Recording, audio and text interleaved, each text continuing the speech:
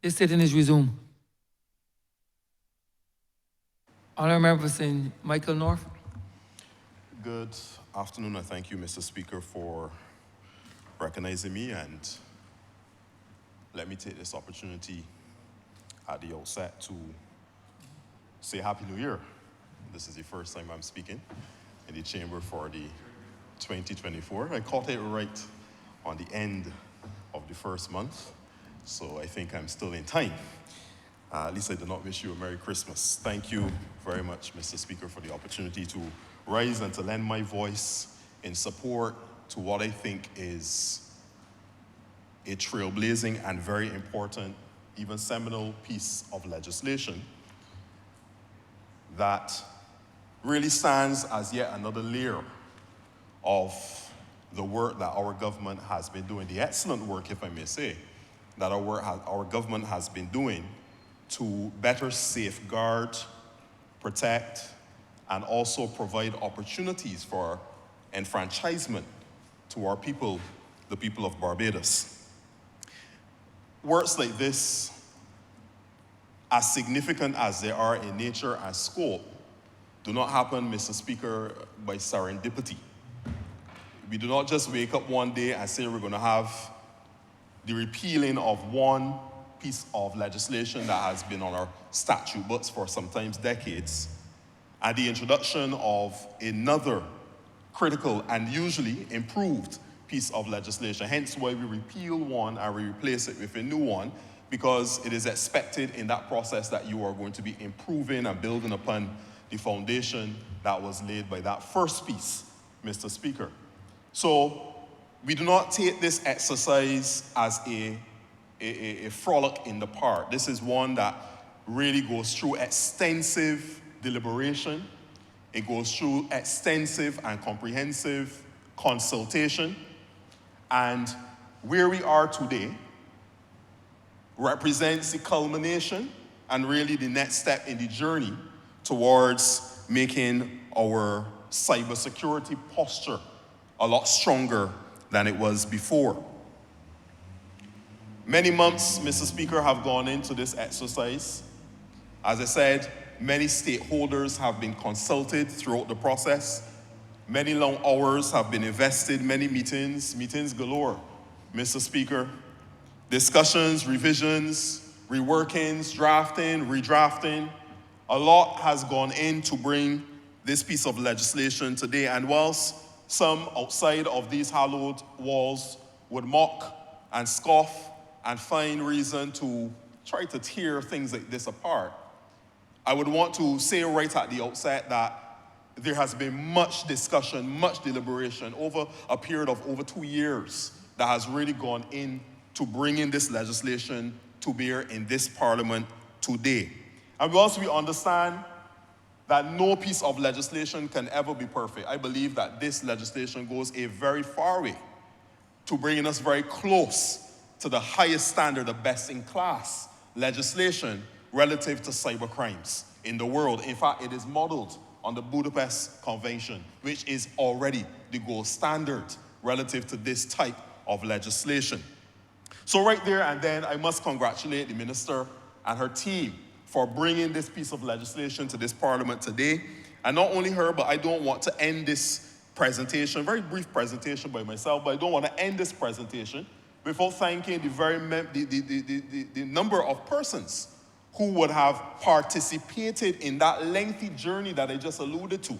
We have the Law Reform Commission, headed by the chairman. I didn't ask for permission, but I'm using it in a positive sense, Sir David Simmons, the chairman of the Law Reform Commission, and his team, his secretariat, etc., who would have participated in this exercise. Of course, our strategic partners, the Council of Europe. We have, as I said, we have reached out to the private sphere, the public sphere, the NGO sphere, and the general public, Mr. Speaker, and all of them have had their say in helping us to craft this piece of legislation that we are debating today. And of course, it would be remiss of me, and it was good to see the members of the MISS team, some of the members of the MISS team here today. I feel like I saw my family from years ago, my long-lost family, and I guess since it's the beginning of the year, it's still in keeping with family reunions. And it was good to see some of my team from MISS, headed by the PS, and the head and lead for the EBC side of things, who would have been here this morning to participate and to lend their support, the physical support, to us debating this piece of legislation today. I must thank the team at MISS for the tireless work and commitment and dedication shown to bring in this legislation across many phases, through many stages, and now across the line. So let me congratulate the Minister and her team for that excellent and exceptional work. So as we move on to the meat of the matter today, Mr. Speaker, sir, we are debating two pieces of legislation that are inextricably linked, and that's why we're doing them as a cognate debate, because the Cybercrime Bill and the Mutual Assistance in Criminal Matters Bill, they go hand in hand. One supports the other. One allows for the Cybercrime Bill to have greater effect when it comes to persons perpetrating cybercrimes whilst not being in the jurisdiction that is Barbados. And Mr. Speaker, therefore, these pieces of legislation being done together makes perfect sense. But of course, any discussion on cybercrimes, Mr. Speaker, must incorporate an analysis of, some presentation on, some touching on the whole element of cybersecurity. And once again, just like the two pieces of legislation that are on the order paper today, even as they are inextricably linked, I dare say, Mr. Speaker, that cybercrimes and cybersecurity, whilst two different realities, are also inextricably linked. They also support one another. So what is cybercrime? What is cybercrime? A definition of cybercrime, it goes as follows. Cybercrime encompasses a wide range of criminal activities that are carried out using digital devices and or networks. These crimes involve the use of technology to commit fraud, identity theft, data breaches, computer viruses, scams, and expanded upon in other malicious acts. So in essence, when you use technology, when you use devices, when you use infrastructure, technological infrastructure, to perpetrate a crime against another person, against a government, against a company, that is, in essence, cyber crime. Now, Mr. Speaker, we know that this is replacing a piece of legislation that was on our statute books dating back to the early 2000s. And at that point in time, technology was very different. I often remark when I'm thinking about my children and my life compared to my children's life, I remember when I had a big back TV in my house. I remember that big back TV was black and white. And I also remember that we did not have a lot of the niceties that we have now and we take for granted. The idea of a smartphone, Mr. Speaker, I don't know, as a child, that would not have fathomed in my thoughts. But now the reality of life is such that at the touch of a button, the stroke of a pen, the click of a mouse, you can have the world's information at your fingertips. The challenge with that is that it also opens up the world to significant cyber risk. And this is where now the element of cybercrime comes in. Technology has galloped apace. Technology continues to advance rapidly. Whereas, Mr. Speaker, things used to take decades to develop, things used to take decades to be able to come to fruition, things used to take decades to be able to move from one generation to the next, to get from one version to the updated version. Nowadays, almost at the blink of an eye, one version of your phone is being replaced by another version by the next couple of months. Things are becoming obsolete almost overnight. So even as technology in terms of physical devices and the infrastructure around technology is advancing rapidly, the risk associated with digitization, digital transformation, digitalization are also increasing on a daily basis and at an exponential rate and speed. So how does this affect the average person and our businesses?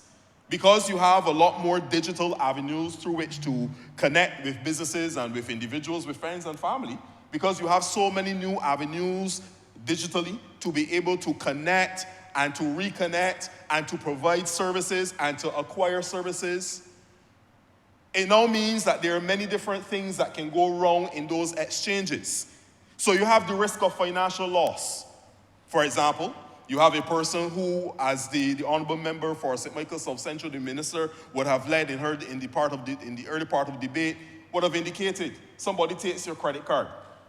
Takes your credit card information through some malicious means, some nefarious and obviously fraudulent means, and they're able to acquire your credit card information, and that person runs amok with your credit card. They purchase things from here, there, and everywhere, and then they leave you with a bill. So there's the risk of financial loss at the level of the individual, but also at the level of the business. Because we have heard, Mr. Speaker, of many businesses who having suffered some level of cyber incident, whether it be a hacking, whether it be ransomware, whether it be a denial of service, whatever it may be, whatever form it may take, we have heard of businesses that have had to restart their entire establishment, sometimes from the ground up, rebuild from the ground up. We have heard of businesses that have lost service because they were not able to deliver that service to their clientele for whatever period of time. They have lost revenues.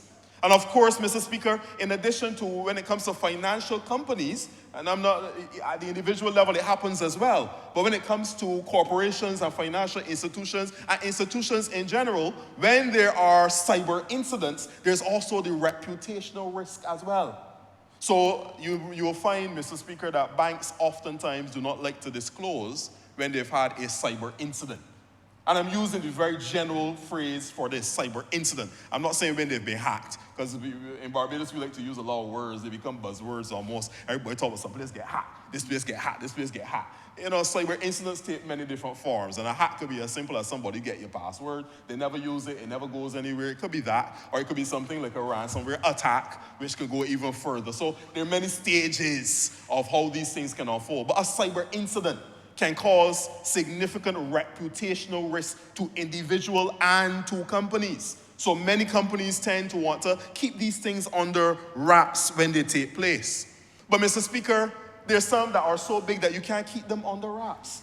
We've heard of significant cyber incidents at Yahoo, significant cyber incidents at Google, significant cyber incidents at Fargo Wells. We've heard of significant cyber incidents here locally in some of our commercial banks. We've heard of significant cyber incidents at our credit unions, some of our retail stores, and of course across some of our public offices as well. Public departments, ministries, departments, and agencies have also had the unfortunate occurrence of having cyber incidents. And this brings me, Mr. Speaker, squarely to an aspect of the Ministry of Health and Wellness's portfolio. And though I do not have direct day-to-day responsibility for the QEH, I do have responsibility for the Ministry of Health and Wellness relative to ICT and the QEH relative to ICT and all things there included. And it brings me to the fact that even the QEH, and members of the public, members of this chamber would remember that the QEH had a significant cyber breach in 2022, and that particular incident would have caused many of the services of the QEH to be down for varying lengths of time. Of course, Mr. Speaker, this was ventilated at that point in time.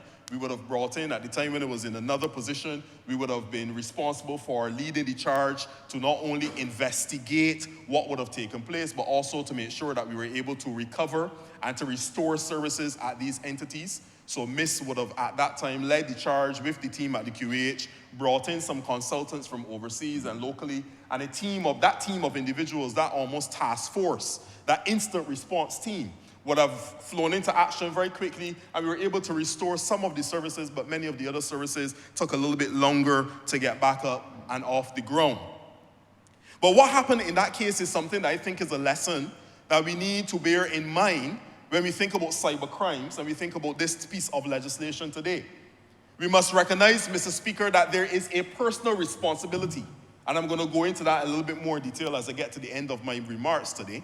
But there's a personal responsibility that each of us as users of technology must exercise. We must first recognize that we have it and exercise it so that we can keep ourselves as safe as possible when it comes to navigating the cyber space. QEH at that point in time, and I have been able to take briefings from my teams at QH, all the various units that report into me, and one of them was just last week with the ICT across the Ministry of Health and Wellness proper, and of course the QH ICT teams and IT teams. And we sat and we discussed some of the challenges that are there now, and we also discussed and made decisions and charted a path forward for how we're going to make sure that we revolutionize the QH, and I'll speak a little bit more about that as I go further down. But what we discussed at that point in time, what I realized, is that the QEH in particular is a mammoth operation with many moving parts. There are many departments, there are many units, there are many different sections at the QEH. And invariably, many of those units and sections, each of them have different pieces of technology that they're using. Different applications, different systems, different hardware in some cases. Mr. Speaker, there's hardware at the QEH that is very purpose-built, very specific to a function, whether it be radiology for scans, whether it be some other type of clinical assessment tool. There are pieces of hardware and infrastructure at the Queen Elizabeth Hospital that are so specific in their purpose that you can't just go into any Dell store, you can't go into IBM and buy a replacement for the infrastructure that is in place. So what happens there, Mr. Speaker, then is that you have sometimes platforms or you have some software on these systems that sometimes become outdated. And it needs to be constantly updated, refreshed, and what we call in the industry patched, so that it will be able to have a seamless essence to it that does not allow it to be vulnerable and open to penetration. So, unfortunately, at the time, there were some areas within the QEH's network and infrastructure across all these various platforms, across all these various systems, where there were some patches, some holes, some vulnerabilities. And that is what led, unfortunately, to that incident. A lot of significant work was done at that point in time to make sure that we could bring those systems up to par, bring them up to standard, close those gaps and those holes and those patches that needed to be put in place. We made every effort at that time, and it is an ongoing job, Mr. Speaker, because this is not, and once again with cybersecurity and cybercrime, it is not something that you can take your eyes off today and turn your eyes back on tomorrow. It is something that you always have to have a watchful brief over, or watchful eye over. So we were able to bring that cybersecurity incident under control, and there's significant work and progress and advancement and maturity that has come about since then that allows us to have a lot more confidence in the systems and infrastructure at the QEH in particular, and of course, by extension, across the Ministry of Health and Wellness. So this piece of legislation, the Cybercrime Bill, and the associated legislation is very, very important. As I said, Mr. Speaker, and I give the analogy of an onion when it comes to things like this, and I would even expand it to look at this entire government that is sitting before you today, Mr. Speaker. The entire executive represents one by one, person by person, a layer. And a lot of what we are doing strategically aligns one with the other, strategically fits in one with the other. And if you look at it as a standalone initiative, start-wise, if you look at it as crime prevention, just alone, I mean, you don't look at it in the context of what we're doing with sports, if you don't look at it in the context of what we're doing to revolutionize the labor market and to bring fairness therein, if you don't look at it in the context of commerce, if you don't look at it in the context of energy and what we're doing to revolutionize that, and agriculture, and how we're transitioning even our sugar industry, if you look at these things as separate and distinct and disjointed layers, then you will not get the full picture. When you bring them all together, you get your onion. Layer upon layer upon layer, bringing together into one beautiful whole. So this legislation today is yet another layer relative to our building out of our cybersecurity posture in our country. It protects our citizens. How does it do this? It protects our citizens. It should, from the end of this presentation today, and whenever we are able to conclude this particular debate in this House and pass it through the next level, the upper chamber and off the proclamation, whenever that time comes, the people of Barbados should feel a lot more comfortable that they're operating within a country that has robust, state-of-the-art, cutting-edge legislation that protects their interests relative to cybersecurity, cyber safety, and of course, crimes committed against them in the cyberspace. Legislation like this serves another purpose. It also deters the bad actors. So when there are people out there right now who are looking at Barbados and thinking to themselves, Barbados is open for business, is a free-for-all, and they can just walk in and do what they feel like doing because there's no real updated legislation or legislative framework that can safeguard the people of Barbados and punish them for doing wrong things. We know by the passage of this legislation, when it is so passed and proclaimed, are letting all and sundry know that this is not an easy environment to break into. And I've learned in my cybersecurity understanding that you have to harden your systems. Hardening means that you're not going to get to the state where you're impenetrable, but you're making it harder and harder and harder for somebody to be able to penetrate. Because I've learned never to think that there's an infallible system on this earth. And as much as you spend money, I mentioned companies, Mr. Speaker, earlier. I mentioned the Yahoos and the Googles of this world. I mentioned the Apples of this world. I mentioned the Wells Fargos of this world. And these are companies that have billions and sometimes trillions of dollars at their disposal. Mr. Speaker, some of these companies have some of the sharpest mind in cybersecurity in their employ. But yet, with all of that, they still have cybersecurity incidents. So this government is seeking to harden our systems, protect layer by layer our infrastructure, especially our critical infrastructure. And cybercrimes legislation such as this one that we're debating today allows us to serve notice to bad actors that this is not a plaything. Do not come to Barbados and play around. We will find you and we will prosecute you. So we're serving notice to those who would want to trouble us and cause us as a government and our people as citizens harm. It also, Mr. Speaker, serves another purpose, which is to engender confidence in our digital transformation process. And I would have mentioned, Mr. Speaker, that this is all part of the exercise.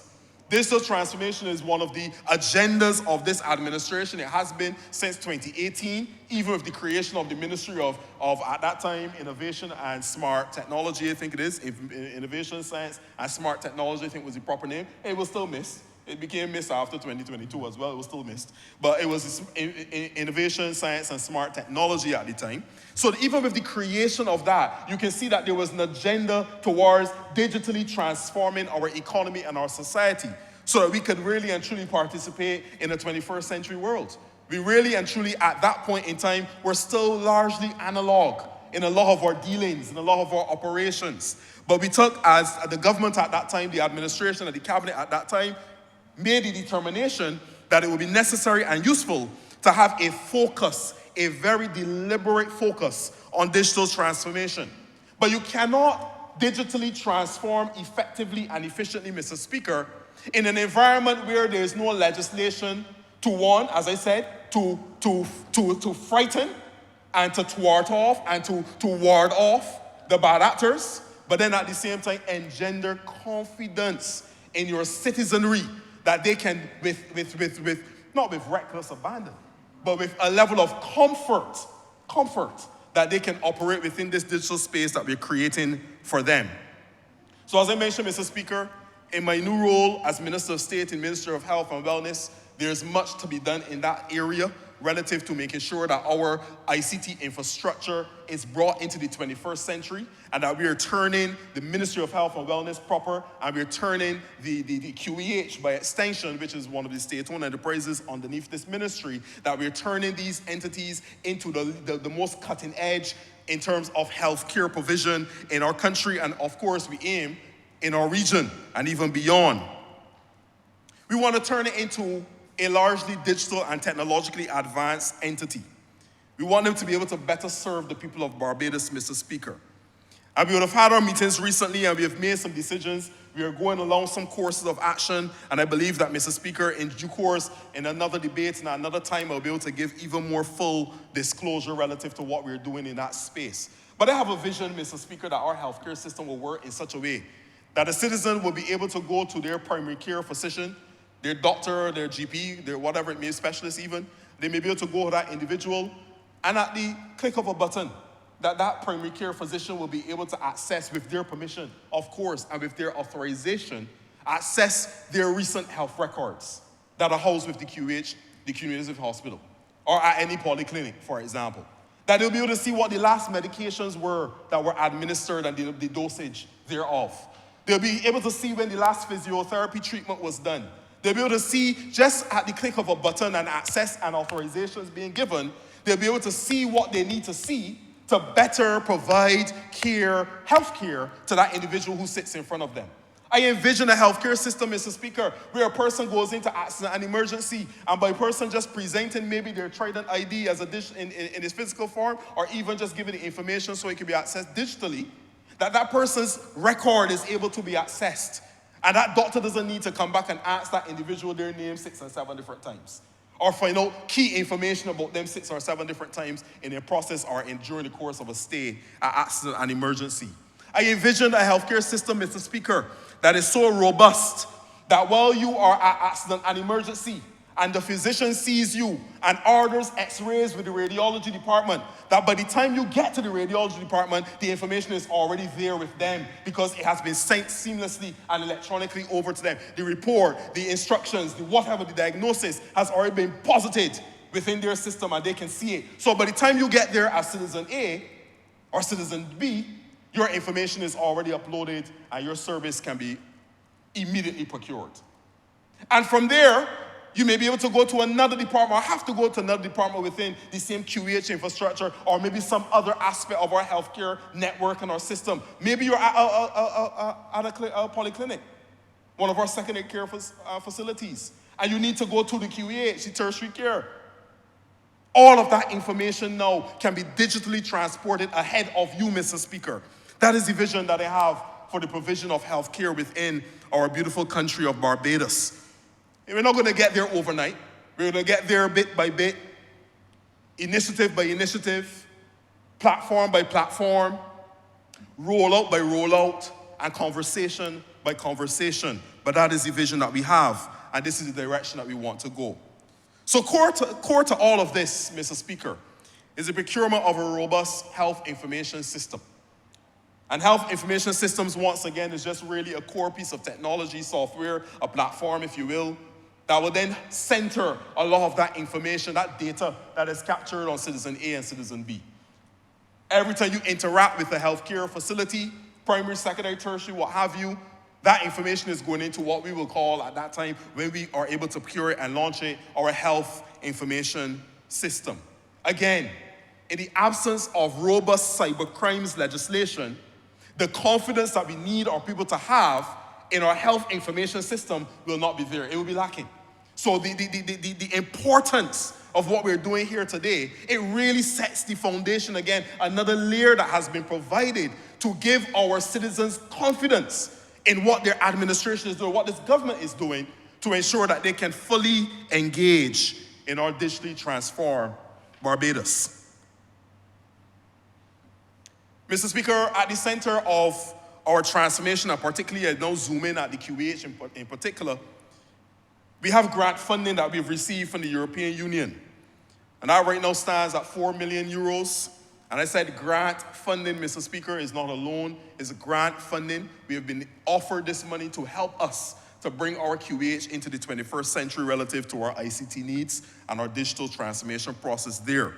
And once effectively and efficiently executed, the people of Barbados will stand to benefit from a significantly improved standard and delivery of service when interacting with that healthcare facility and, of course, those that are connected there too.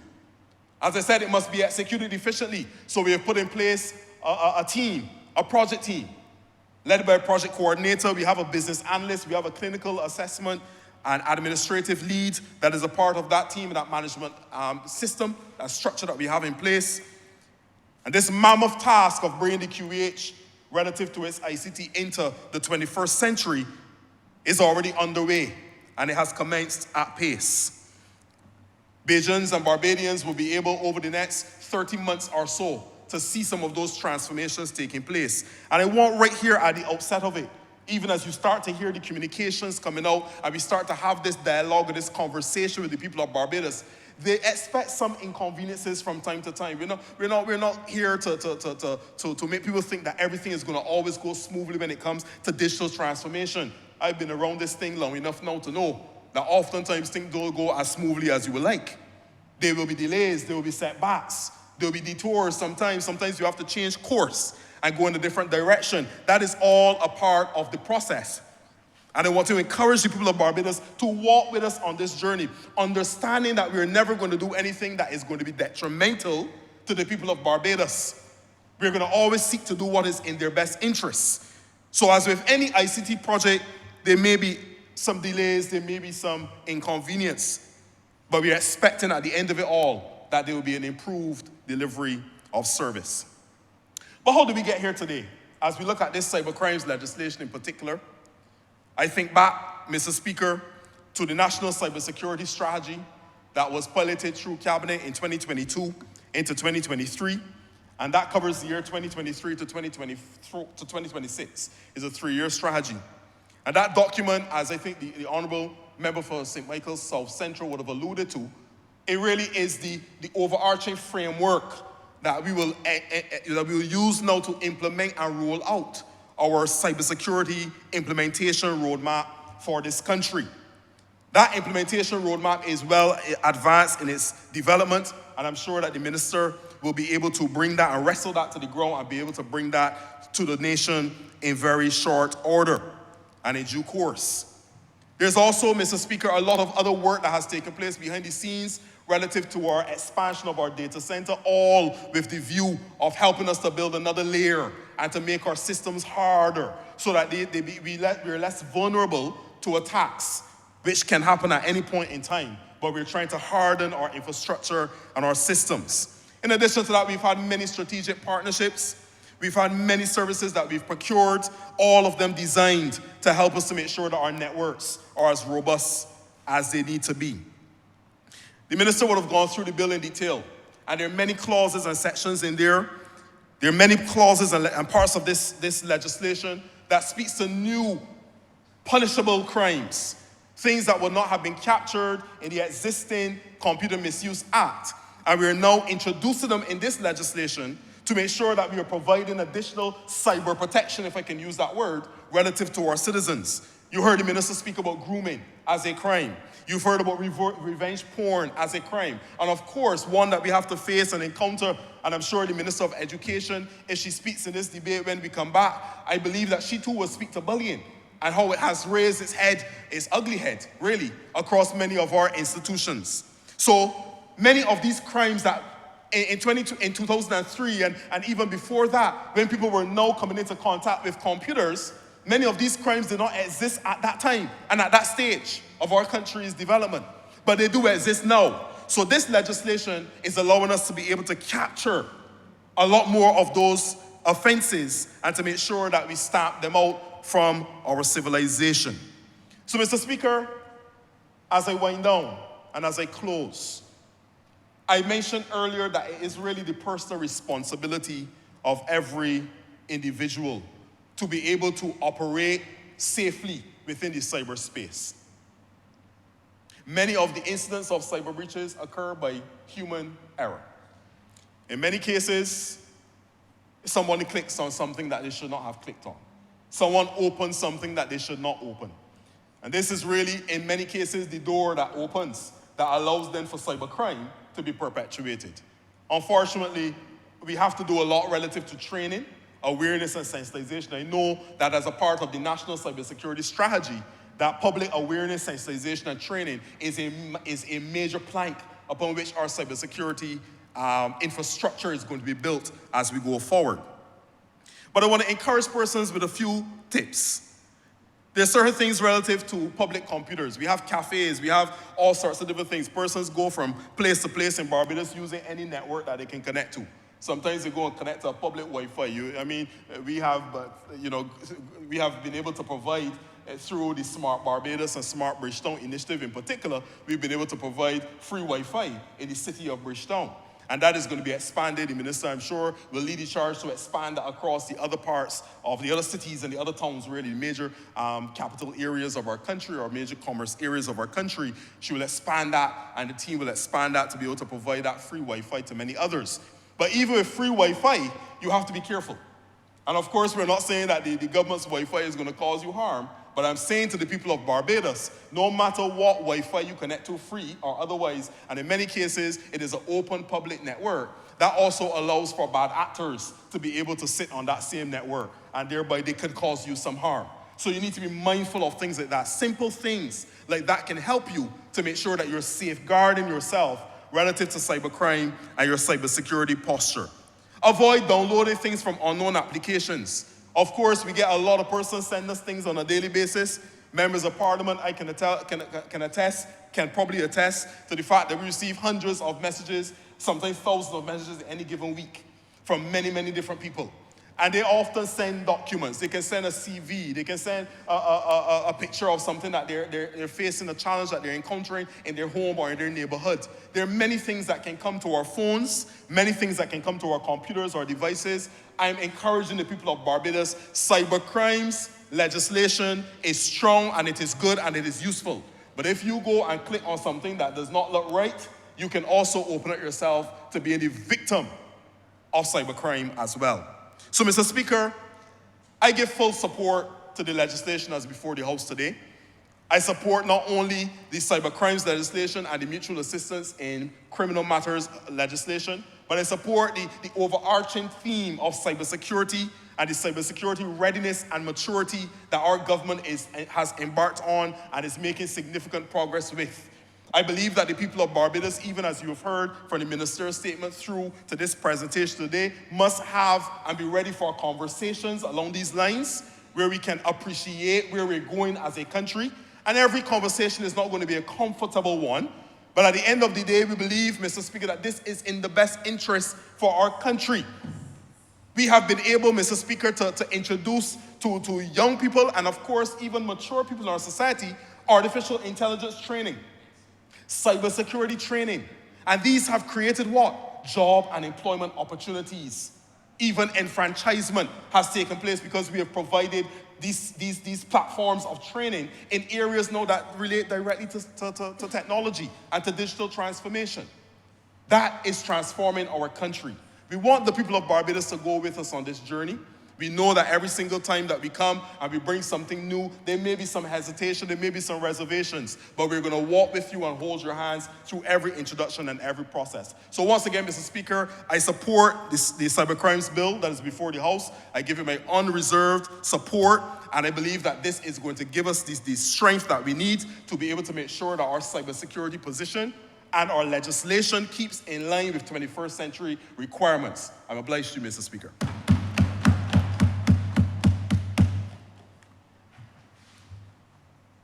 Honourable Member for Christchurch East. Mr. Speaker, having endured a number of comments from persons, sir, of dubious educational backgrounds, including... Your mic is on, sir? My mic is on, sir. I just wish to say, sir, that I wore this tie today entirely by accident. Let me just start by saying that and disclaiming. You would never have seen me, sir, in a blue and yellow tie before. And it was entirely by accident. But I'm glad, sir, that at least young people were still able to gain some inspiration. But this is not any alignment with anybody or any group of people. Correct, sir. Honourable Member from Tie. Sir, I raised to support. I raised to support the bill before this chamber, sir, and also it provides a good nexus for a discussion that encompasses both the two bills, as well as the ministerial statement from earlier.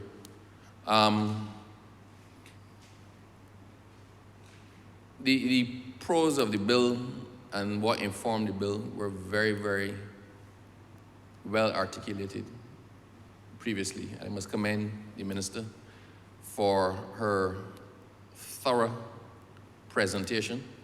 I want to commend her for the ministerial statement. It was out of the top drawer, and I think it answered pretty much all of the questions that some either genuinely had or were posing out there in the public with malicious intent.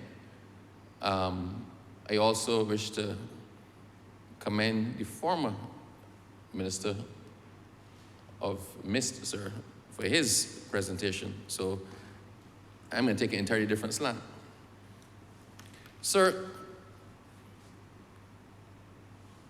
it was said before that somebody had, I'm not pointing fingers, had a big back TV when they were a child. And they didn't contemplate certain things, sir, and the cell phones, back when the speaker was a child, did not look like the cell phones now. So I go back even further than that. I remember when the actual first cell phone hit Barbados, I think Shell, the company Shell, had been the first set of people to bring them in for their executives. And I believe the top 6 or 7 people had the phones, which was almost a nonsense because all they could do was call each other. But the phones, we used to call them the brick, sir. The phone was about a foot tall, probably about that for true. It weighed maybe 8 or 10 pounds. The battery did not last more than 15 minutes. So you had to walk with the phone on a strap on your hand, sir, and then when that battery ran out, you had to rush and go and get the other battery and put it in for the next 15 minutes. And all you were able to do was to make calls. We then went past that, sir, to the introduction of car phones, where your phone was screwed into the console of your cars. In many instances, a very clumsy job, sir, where somebody with a drill put through some holes into your dashboard and screwed in the phone so you could make the calls. And people felt fussy. When your phone rang, you knew you were one of the in people. You knew you were in that select few people who actually had a phone that could ring in a car. I didn't have one. I used to be in somebody's car that had one. But sir, that is our reality. So the legislation in many instances that came before us, when the computer misuse legislation came in, I believe it was in 1993. When that legislation came in back then, sir, that legislation was done to address the issues at the time. So it even started with computer. Now when we think of electronic devices, the first thing we think of is a cell phone, not a computer. Because in many instances, your phone is your computer. The honorable member spoke about the big back TV. But I remember when the computer CPUs used to plug into the same TVs, sir.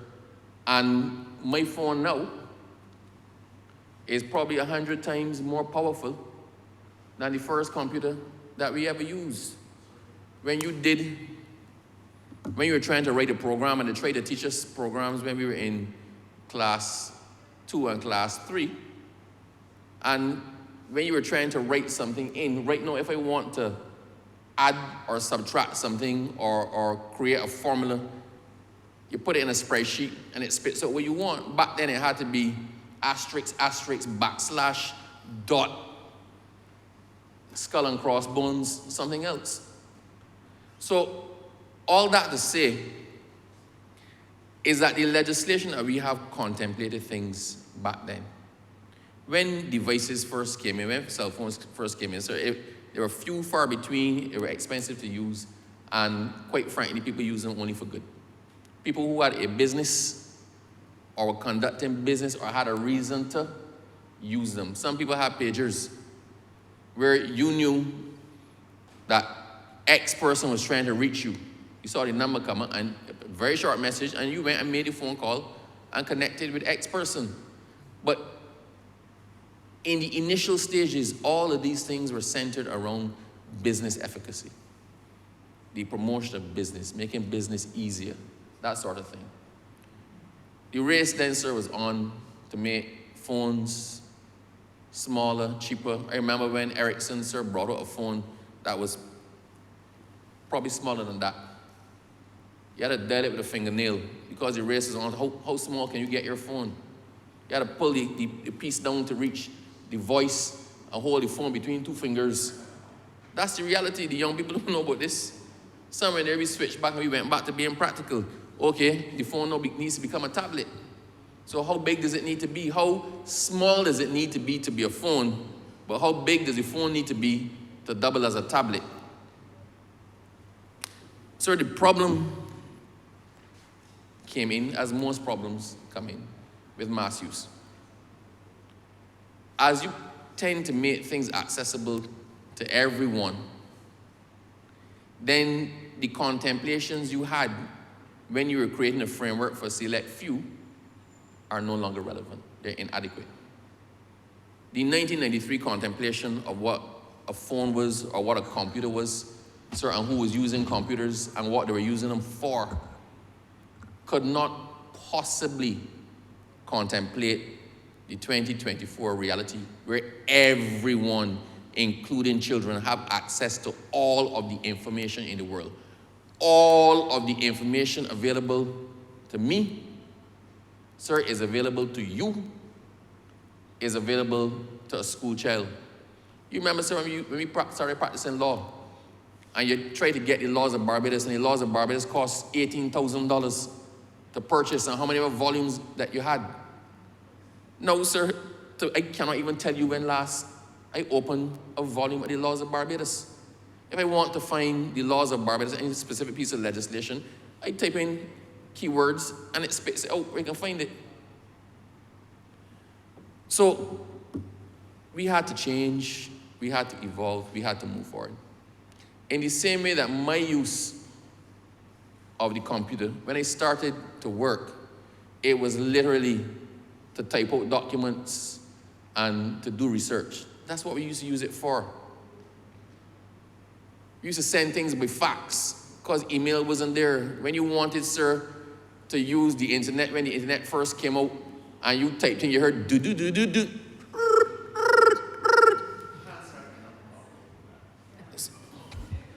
Sorry, you heard a series of electronic beeps and then a disruptive, annoying noise that sometimes lasted, sir, for minutes before you could download one document. And you saw that document painfully downloading line by line by line by line.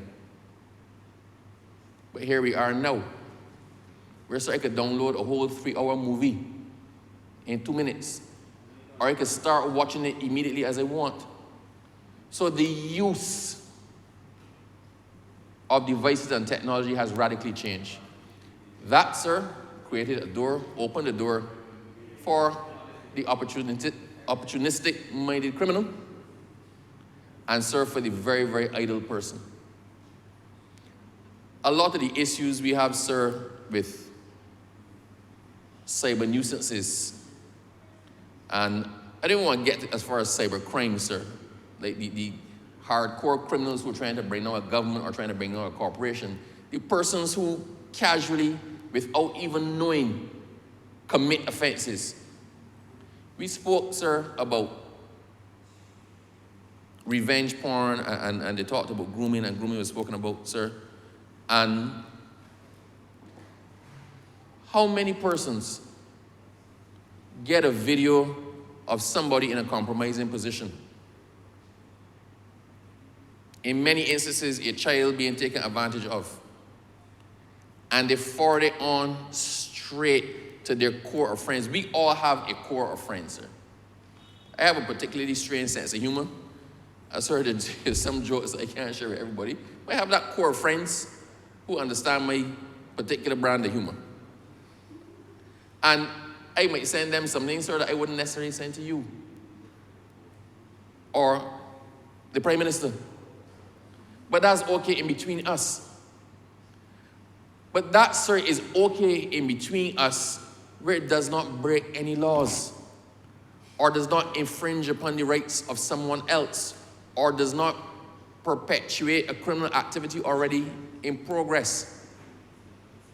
If it is illegal to take and disseminate images, sexual images, or depictions of a minor, then it is illegal to forward them on. All ye who forward blindly recordings sent to them run themselves into difficulty.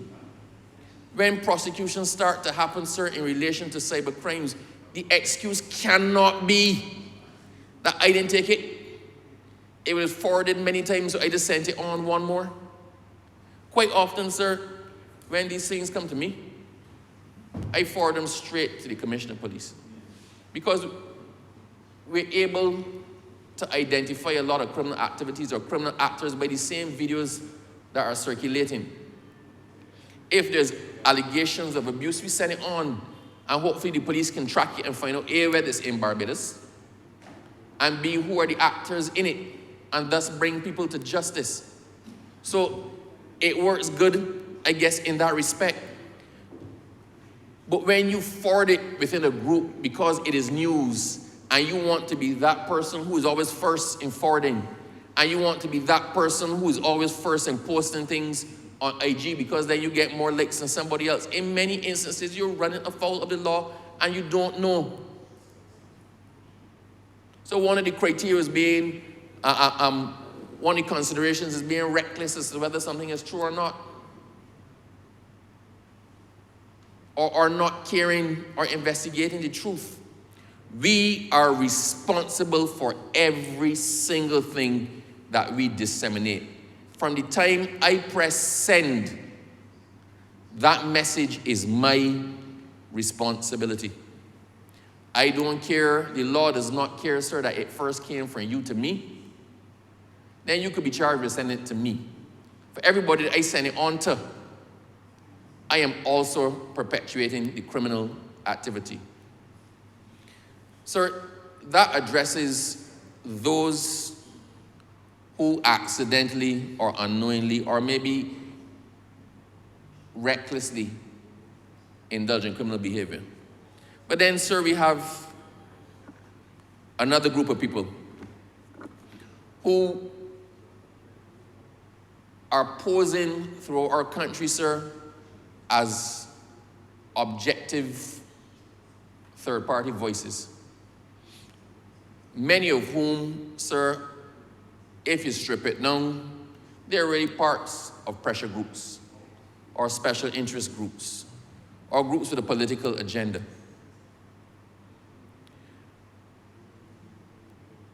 We let off with the ministerial statement on the ID cards.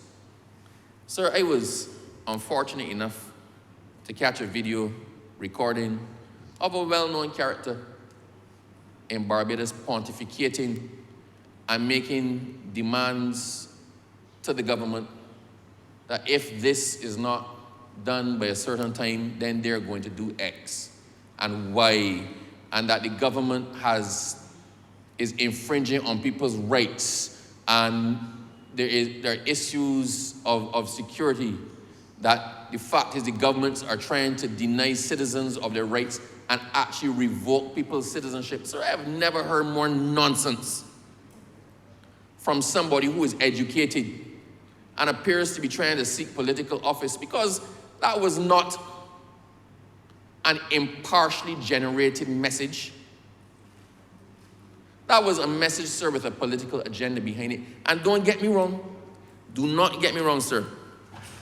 You never see me come out, or you will never hear me come out and cry somebody down because of their message. We were in opposition. When we were in opposition, sir, we had opinions on things.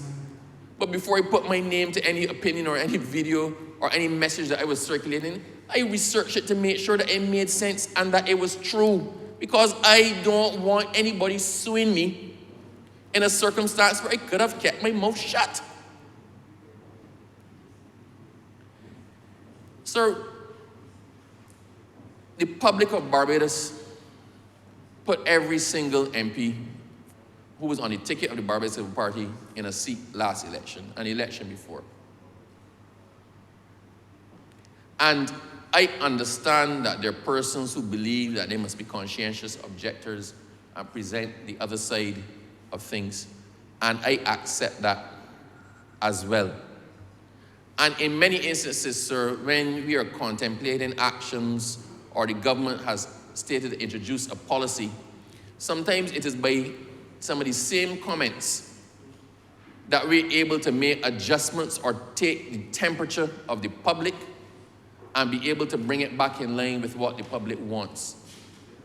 So there is a place for those persons who are objectively operating to the good. But when the aim, sir, is fear-mongering and the spreading of misinformation, then we put ourselves in a problem. And these persons also need to know that laws exist. You cannot say whatever you want just because you have a platform to say it and because nobody has bothered to sue you yet. Sir, the threats were made against the minister and the government that if this ID was not hauled back and any legislation, the cybercrime legislation was not put out to joint select committee, that there would be a legal action to enforce the rights of citizens. Obviously, sir, that person is completely ignorant as to the law. You can't just bring, well, you can. You can sue anybody for anything. You're unlikely to be successful and would be ill-advised to bring an action unless you can prove some harm. What is the cause of action, sir? Who is the injured party? What have they lost? These are things that did not matter to the person. It was just because this is another progressive step by the government. Let us do what we can to disrupt and make ourselves look good. So I don't have an issue with the person. I don't have an issue with the person. I have listened to the person, and every once in a while, sir, the person seems to stumble onto something credible. So I don't have an issue with them trying to assist or trying to present the voice or represent the interests of persons where such interests validly exist. But to sit down and spew, sir, what comes across often against the government, against ministers, against anybody who stands in their way, sir, would run them afoul of the new cybercrime legislation. One of the tenets of which is that what you put out, what you circulate, you must actually believe.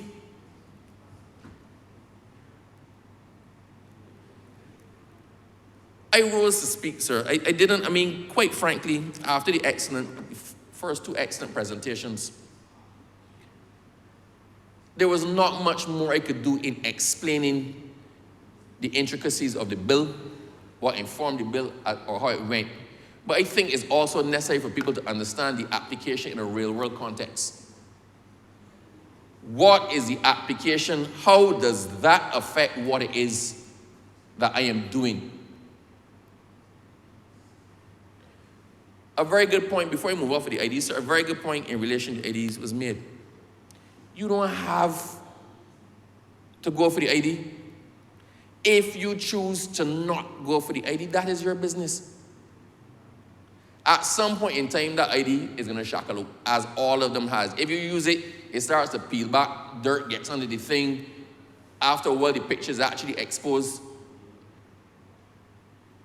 When you can no longer use that ID because it literally can't be deciphered, you can then make your decision as to what your next course of action is. No ID or trading ID. It's as simple as that. You may wish to limp along on your driver's license or your passport for what it is worth. But quite frankly, sir, if 90% of Barbados is using one thing, eventually you're going to find yourself on the fringe, not by anything the government has done, but simply that is just the evolutionary process at work. I understand, sir, that there's some people who don't trust technology. I understand, sir, that there's some people who are accustomed to doing things the way they are. But in this very interesting spin, the pensioners and that group, the ones we were most concerned about as to being resistant to the uptake of the new ID, are the head ones who've embraced it and jumped and gone ahead. Who've embraced it and jumped on. The head group that we always make the provision for to not take up the technology are the principal people who have embraced it full-heartedly.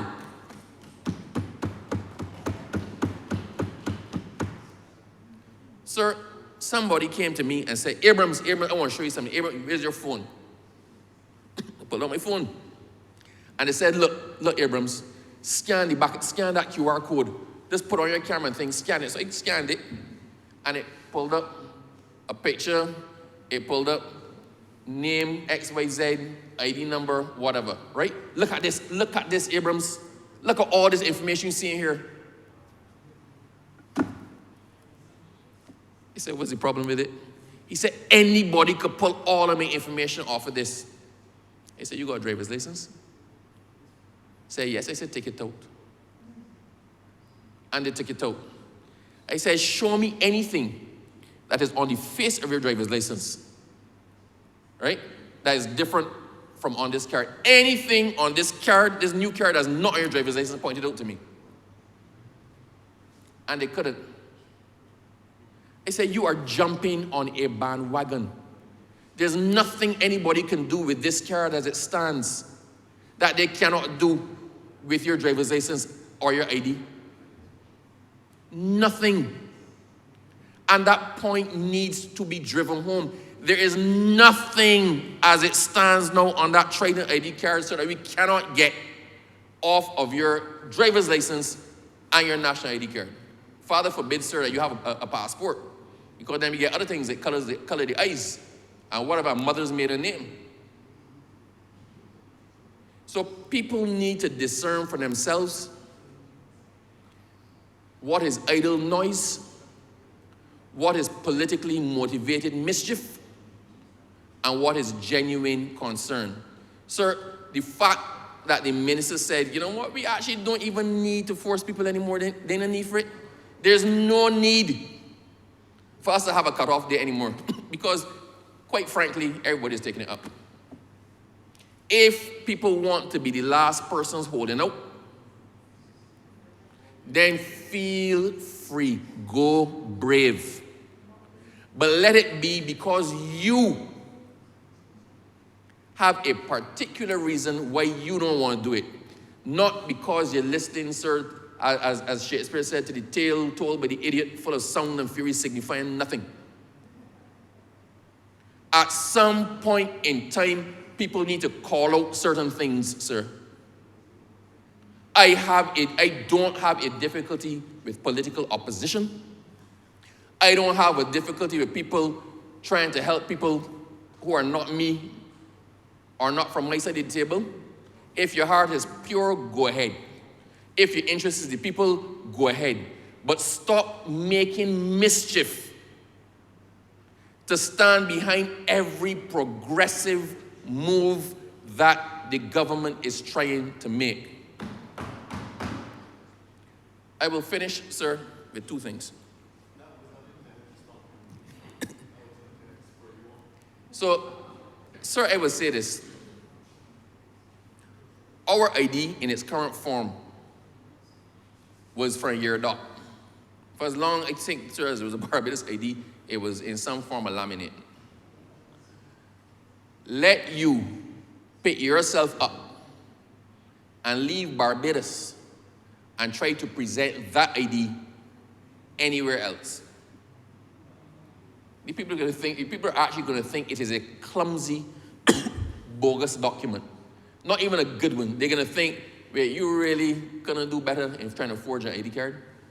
It is not accepted anywhere else. Why do you want an ID card that only helps you, sir, in cashing a check, but can do nothing else for you?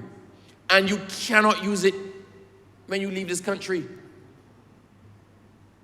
We never see Bajans. Bajans do not, we're not that people. We don't jump on bandwagons, sir. Bajans do not wholly subscribe to nothing.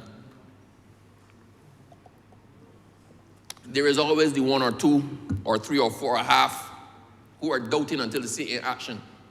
I have never seen Bajans so completely exceed our expectation on taking up anything as we have with the Trident ID card. Never seen it. So I will ask those particular voices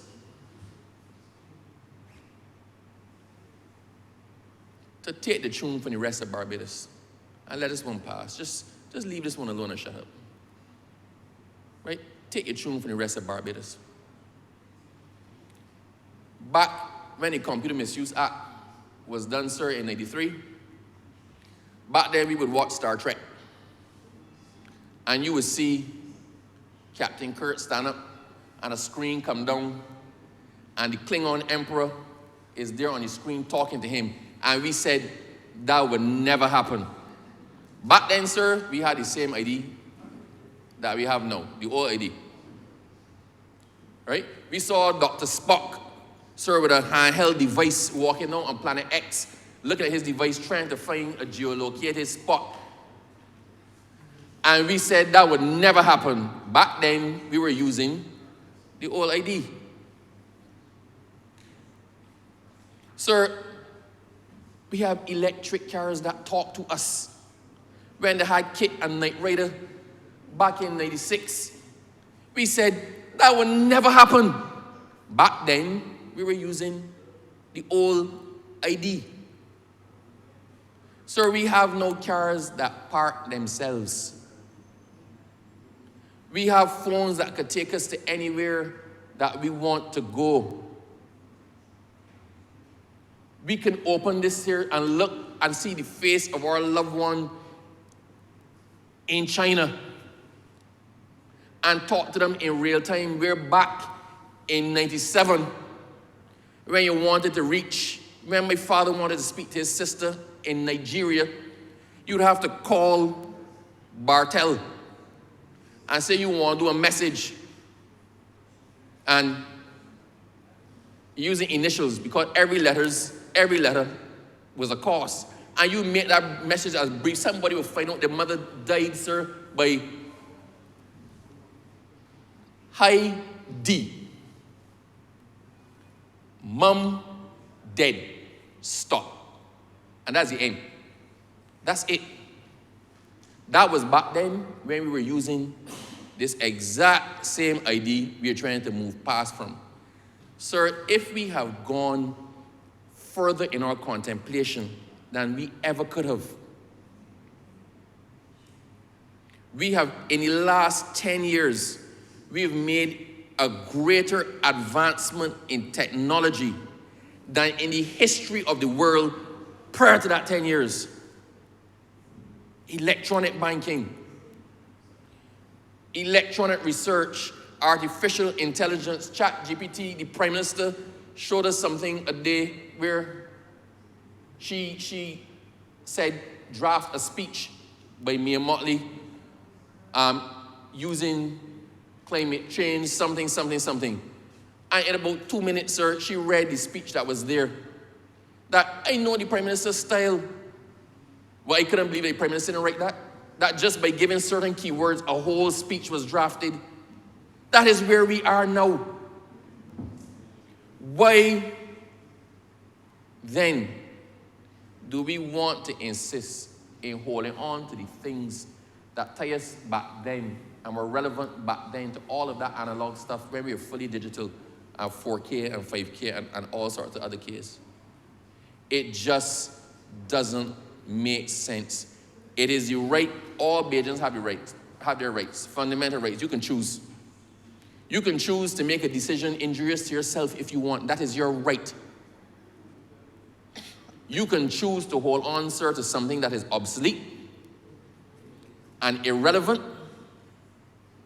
and will phase out just by the natural effluxion of time and the destruction of the material from which it was created.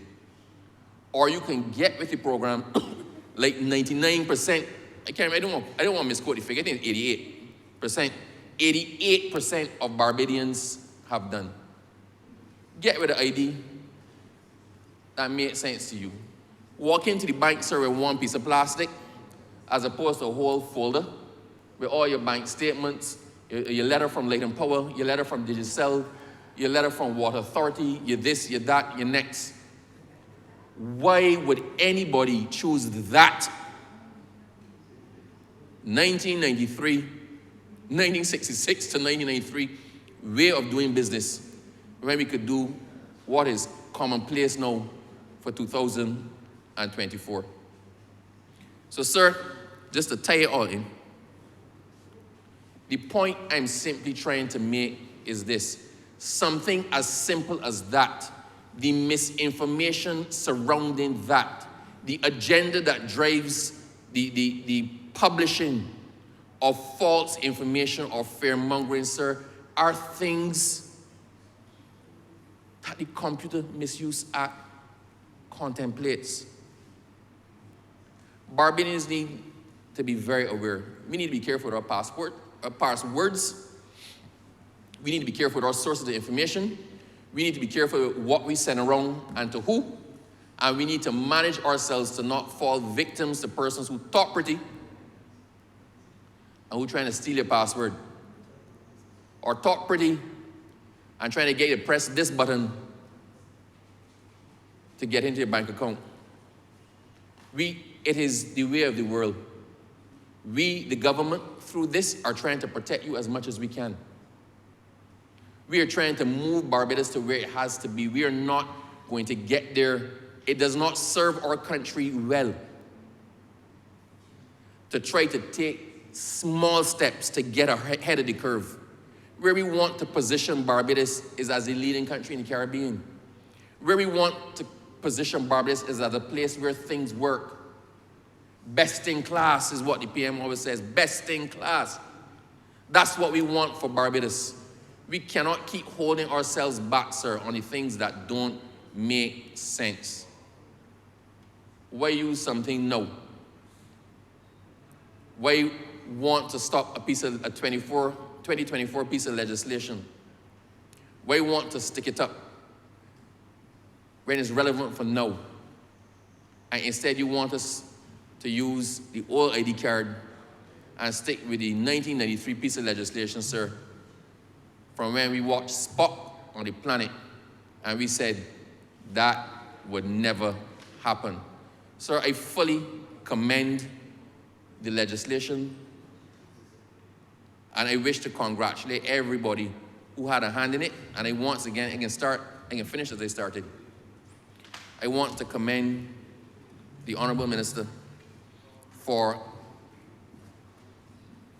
clearly explaining where it really is at with the Trident ID and putting an end, hopefully, to all the misinformation that is swirling there. With those few words, sir, I entirely support the legislation. Thank you. Mr. Speaker, I beg to move that we postpone further consideration of this bill. The question is that further consideration of this bill be postponed. All those honourable members in favor, please say aye. Those against, please say no. We think the ayes have it. Further consideration of this bill is postponed.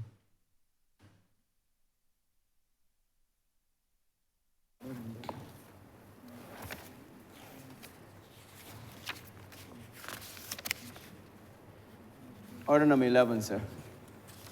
In the name of the Honourable Minister in the Ministry of Finance and Economic Affairs, to move the second reading of the African Export-Import Bank Bill 2024. Honourable Member for Christchurch East Central. Thank you very much, Mr. Speaker. I rise to move this debate, which I think, sir, is particularly important because, as you are aware, sir, the government of Barbados, having come to office in May of 2018, sir, we determined that we were going to set about a path of reclaiming our Atlantic destiny. And part of that path, sir, requires us to be able to not just make substantive connections with our brothers and sisters across the African continent, but to start to build relationships, sir, and partnerships, which we believe, sir, will be important for the long-term economic stability and growth and provision of opportunities, sir, for all of our people, but particularly, sir, our young people.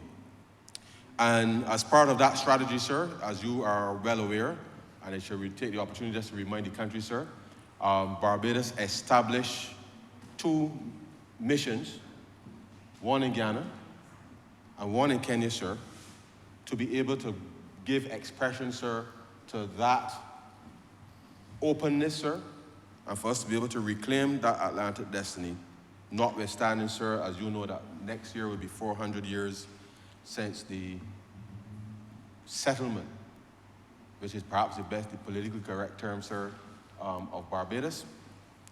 And to the extent that we have, over the last 400 years, been given a diet, sir, as to news and information in relation to what happened during slavery, colonialism, and the like, sir. We felt that as part of creating a new national consciousness, sir, which, as you would recall, sir, that was one of the very critical things that we had indicated, that as part of building out Barbados, having a new national consciousness required us to think differently about ourselves. And certainly, sir, as we, as a government, want to be able to demonstrate, we have to think very differently, sir, about how we engage the world. And the strategy to engage with countries in Africa in a substantive way, sir, is part of what has led us to this point today.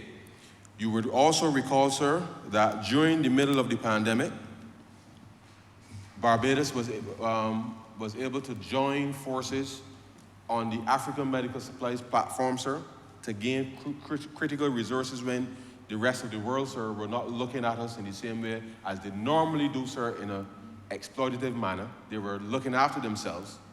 And it is really with the solidarity, sir, of the countries in Africa who had designated, sir, through the African Union, that CARICOM really represents the 6th region of Africa, given, as I said, sir, the history over the last 400 years. And that they too were looking at the Caribbean, sir, with a specific path, sir, strategy, sorry, of being able to bring us closer together. And so this bill, sir, here today, titled the African Export-Import Bank Bill, sir, 2024, is really to ensure that, one, having agreed in September of 2022, sir, when we had the first Afro-Caribbean Investment Forum right here in Barbados, sir, that we were able now, sir, to give expression to the fact that having agreed the partnership with the African Exim Bank, which is really to facilitate, sir, trade, not just within Africa, but certainly as we want now to build out opportunities for export and to build this economy and to forge stronger relationships, sir, with countries in Africa and with businesses in Africa, sir, and with individuals in Africa, that this bill today, sir, represents an opportunity for us to be able to concretize, sir, in a real sense, and further strengthen the roots that we've already set down, sir, in building this relationship out. Now, you would recall, sir, that at that point, there were just about 750 odd persons that traveled from Africa, sir, to Barbados to attend that conference, and and about 400 people that came from the region, sir, to participate in the conference right here at LASC. And it really spoke to the fact, sir, that a lot of work had been done initially by us, Barbados, to be able to bring the relationship closer.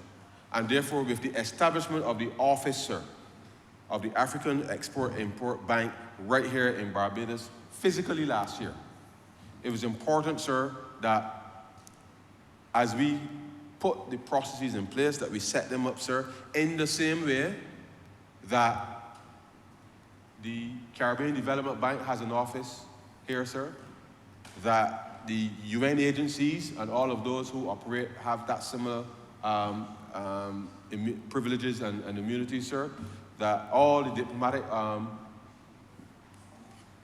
countries who have presence in Barbados equally, sir, are treated in a certain way. We felt that it was important that the African Export-Import Bank be treated, sir, in the same way, so that we're able to give legitimacy, for lack of a better term, sir, legitimacy to how we see our engagement with Africa. And it is through these means, sir, that this bill is here this afternoon to be able to put the legal framework and protections, even though Cabinet has already agreed the operational mandate for the bank's presence in Barbados. And let me remind Barbadans, sir, that the bank's presence in Barbados, we are very grateful to have them here, but they are here to be able to expand business, not just in Barbados, but business across CARICOM, sir, as well as between regions.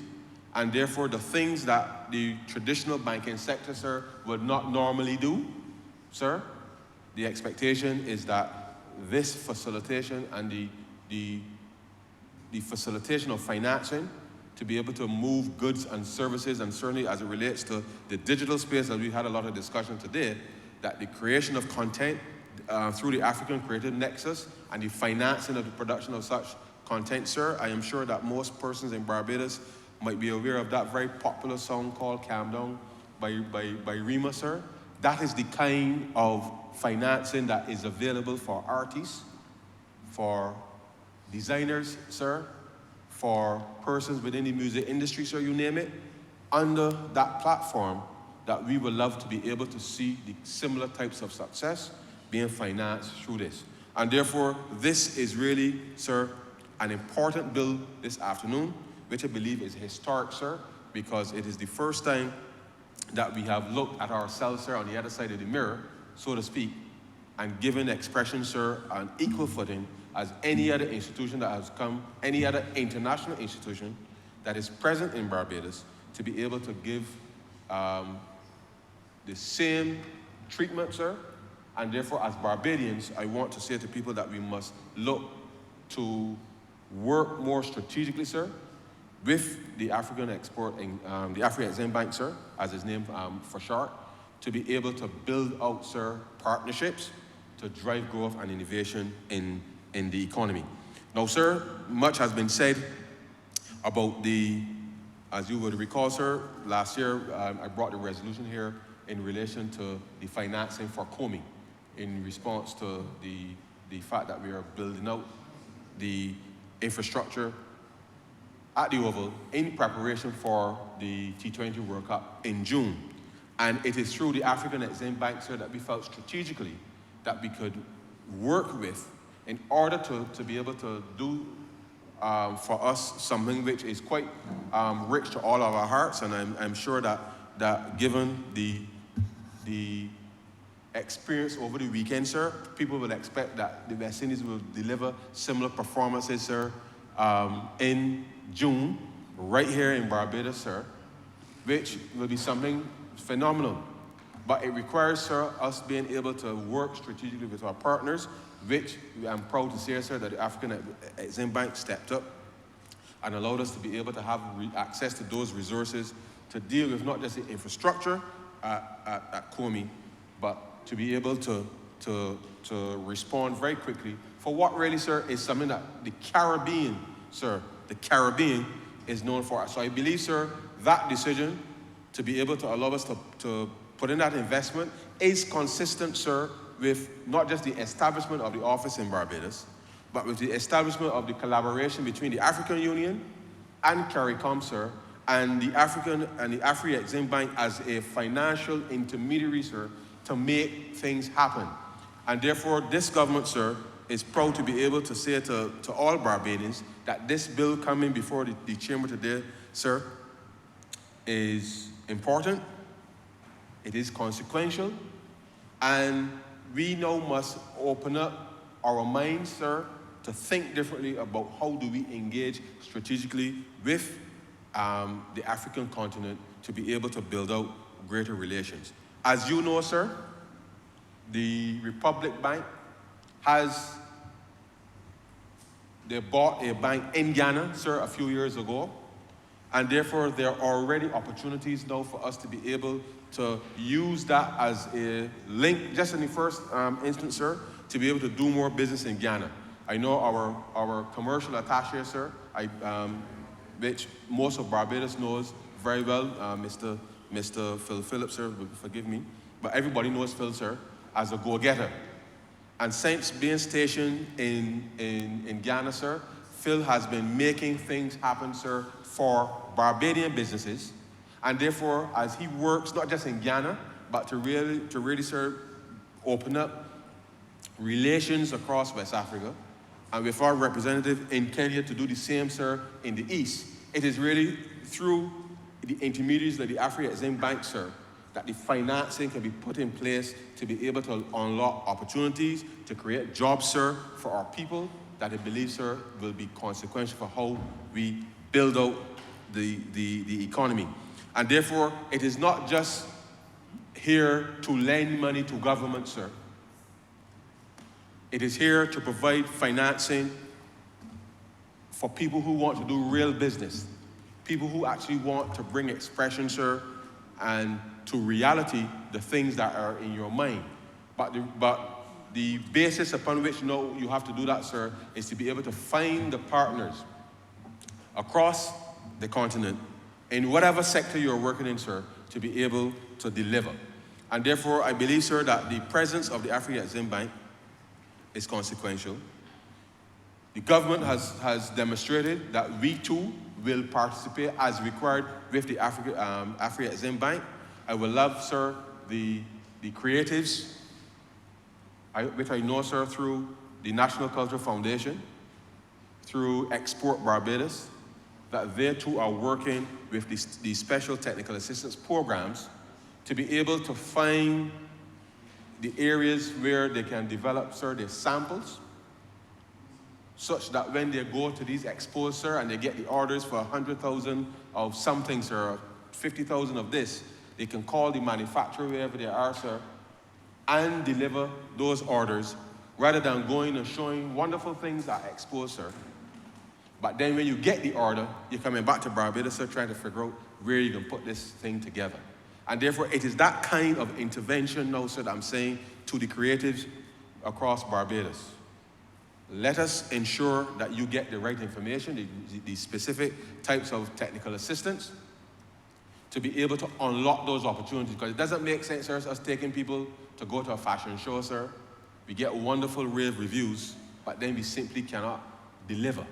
And therefore, rather than put the cart before the horse, sir, let us step back, pause, go and find the appropriate manufacturer to source the raw materials, to do the processor and work with it using the global supply chain, so that with the financing in place, sir, through entities like the African Exim Bank, sir, that when you get the order for 100,000 or whatever it is you're making, or whatever the order is, sir, because it is quality, you're able to deliver because you have the financing in place to purchase in bulk. You know who your manufacturer, the sampler are, maybe wherever they are in the world, sir, and that you can deliver the order on time such that we are able to build out and see growth, sir, in the economy. Because at the end of the day, sir, if we are not able to make these things happen, and when I say we, sir, I'm talking about individuals now within the creative space, they now must see things differently. So I know that in the past, sir, we've all grown accustomed to going on trips and is having a nice time.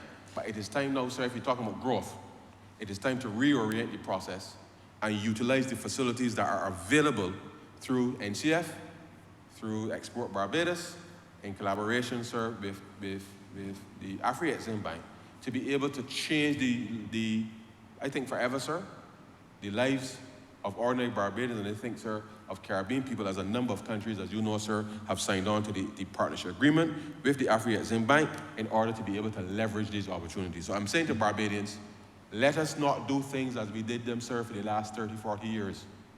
We have established a credible relationship, sir, with the African Exim Bank in order for us to be able to unlock opportunities for growth, and therefore it is something that we want to say to all Barbadians. Have the confidence that the government has in relation to establishing the missions in Ghana and Kenya. Let us leave out, sir, if you like, the disinformation and misinformation that has been fed to us, sir, for 400 years about where we came from, such that we know for ourselves, sir, what the lie of the land happens to be. And I just want to take the opportunity, sir, to mention that the African Exim Bank, sir, has a specific platform that if I want to know something about you, sir, and let's say, sir, you are a business in Nigeria, I can access the information about your company, sir, and your principles to do the necessary due diligence, sir, in relation to know, well, you are a bona fide person to be able to help remove the vagueness and opaqueness that people have planted in our minds about doing business, sir, in Africa. And it is important to understand that through the Afri-Exim Bank, these are the types of opportunities that we want to be able to unlock so that people will know that they're doing business with legitimate people, sir, being able to exploit any opportunity that may exist. And therefore, that is available through the Afri-Exim Bank, which I would encourage, sir, all Barbadians to be able to do, because others will be doing it, sir, and we do not want to let any opportunity, sir, pass us by. Equally, sir, with the payments platforms, as you know, sir, we've been having, and the region, have, with respect to correspondent banking and a whole range of issues in the past. There's a similar facility there because, as you know, sir, we all establish our foreign exchange relationships with the North, with banks in the North.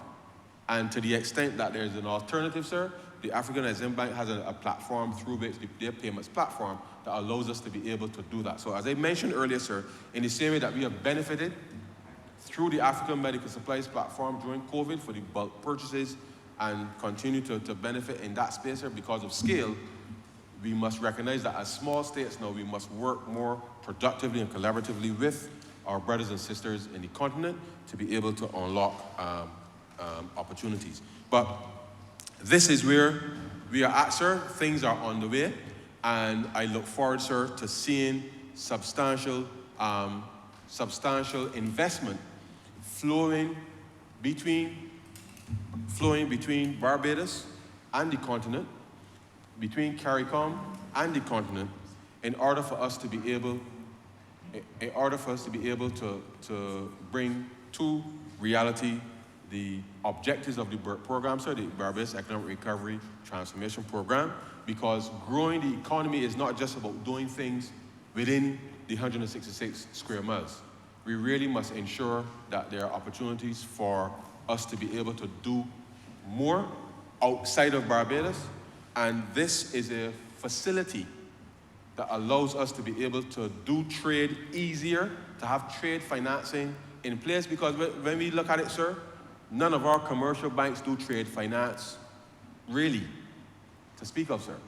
And therefore, there are elements as we build out the partnership with Guyana and Suriname. As you know, sir, CARICOM set a very clear objective in relation to reducing the food import bill for the region by 25% by 2025. We've agreed to do the food terminal here in Barbados. As you know, sir, there's been significant discussion about the ferry service that will move not just goods, but people across the region. And therefore, the type of financing within that context of trade, sir, and moving people and the like is important. Now, sir, at a personal level, I honeymooned, sir, in Cairo, and beautiful place. And I am yet to go back. This is in 2007. I'm yet to go back to Africa. But my wife has said to me, sir, that for her 50th birthday, she wants to go to Ghana. And I said to the honourable member for St. Michael West Central that the Ministry of Tourism, as we know, sir, we've been negotiating about getting some flights between Barbados and Africa. And it certainly will be a wonderful dream, sir, to be able to fly directly from Barbados to Ghana if we can get those negotiations settled, because part of how we are working together through the African Exim Bank, sir, in coordinating and working with the airlines to be able to support that, sir. It is something that I know that Barbadians and Africans, whenever they come to Barbados, they always complain, sir, that they have to go up to England to come back down. And therefore, it would be my greatest wish, sir, to be able to fly from here to Ghana. And I know that the ministry is working hard with the authorities to be able to get that in place. But even if that is not ready in time, sir, it is important that all of us understand that we now must start looking to the east, sir, to have different experiences, and that we must welcome, sir, we must welcome people from Africa in our midst, because in order to build out this economy, sir, in different areas of expertise, as you know, sir, we have welcomed, certainly during the pandemic, sir, nurses from Ghana, sir, within our polyclinic system, within the hospital itself, sir, which is testimony, sir, to the fact that there is capacity there that Barbados can benefit from, but there's also expertise that Barbados could potentially export across Africa in various areas that we now need to utilize. And therefore, we are leveraging, sir, the relationship and the contacts that the African Exim Bank, sir, has brought to the table to allow us to be able to take advantage of, sir. And therefore, it is important that all Barbadians, sir, and I repeat it, all Barbadians, sir, just get on board. Get on board, you find the information that you're looking for, as I said, sir, through the due diligence platform. Connect with people, sir. Make sure that they're legitimate business people wherever they are, sir, because given the previous conversation, the previous debate, sir, it is important that we know who it is on the other side, sir, that we are engaging with. And therefore, that is particularly important if we are going to build out the economy, if people are going to create new opportunities, if young people are going to be able to give expression to the talent that they have in a way, sir, that is not limiting, because Barbados is only, sir, there are only so many nightclubs, sir, or fetes, or breakfast things that you could do, sir. But when I see that youngster, sir, Rima, in Paris and all across Europe, sir, he's standing up in the front of thousands of people, sir, singing his song. He does not even have to sing his song. The audience just pays, sir, to sing his song. You understand? And that is the kind, sir, of global presence that our creators can have, but you need the financial mechanisms, sir, to be able to get out into the marketplace in a way that makes sense. And therefore, the African Creator Nexus, sir, which the African Exim Bank has made available $250 million US, sir, made available for the region. So it's not just for Barbados, for the region. So I'm saying to creators in Barbados, sir, saying to creators, through the NCF, through Export Barbados, get engaged. Let us work together to make sure that we too can create some of those global hits on YouTube and Facebook and Instagram and all these types of things, such that Bajan creativity can be out there. But equally, sir, whether the fashion designers, the web designers, all of those creators within that space, especially as you know, sir, in Nigeria, in terms of Nollywood, sir, the investment in film, and I know that we have a very budding film industry here. We've set out a suite of incentives. Those are the kinds of things that can spur investment, sir, in Barbados and outside of Barbados, for that matter. But we have to be confident and comfortable, sir, that we can leave Barbados and go and liaise with people from North Africa to Southern Africa, sir, from west to east, to be able to take advantage, sir, of said opportunities. So I say that, sir, because that is a dedicated set of funds that are available to be able to unlock investment within the creative space. We will do agricultural stuff, we will do the regular stuff, sir. We can do all kinds of things within the private sector, given the $1.5 billion that's available generally for CARICOM through the Afri Exim Bank, sir. All of those other things will be done. But there's a dedicated $250 million US, sir. US dollars. That's available, sir, for our creative industry to be able to access, sir, in order to promote their works, to monetize their work, sir, within a global framework. And if we can find a few examples, sir, who could be just like Rima or better. That is the kind of output that I believe is important. Now, sir, as you know, with every industry, there's always somebody at the top, but there's a number of supporting acts, if you like, sir, below the musicians, the songwriters, sir, the song people, the light people, all of those things, sir. There's space for everybody, sir, within that creative nexus. And therefore, this bill here before the chamber, sir, to passed to give effect to the presence of the African Export-Import Bank, sir, is here for us to be able to say to the world that Barbados is definitely on its path, sir, to reclaiming our Atlantic destiny.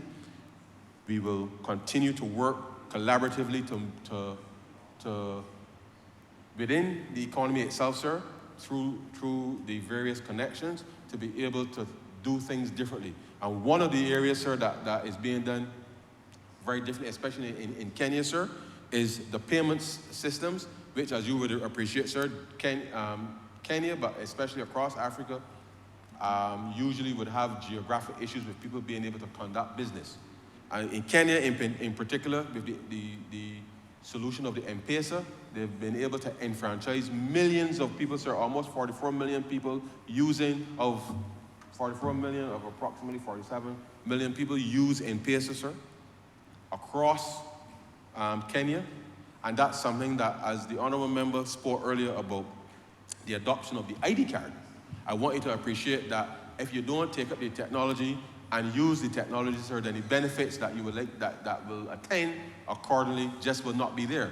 And therefore, you have to be able to take a leap of faith in some instances, sir, where, and it's not necessarily as a leap of faith, but the reality is you must understand, and I think the honourable member did a very good job of explaining to people what is already available, and all that you're trying to do now is to actually, sir, make it more secure for you to conduct your business as opposed to what was there before. But I made that point in the context, sir, that Barbados has already, similarly, in relation to our payment systems, last year we launched the real-time payment systems.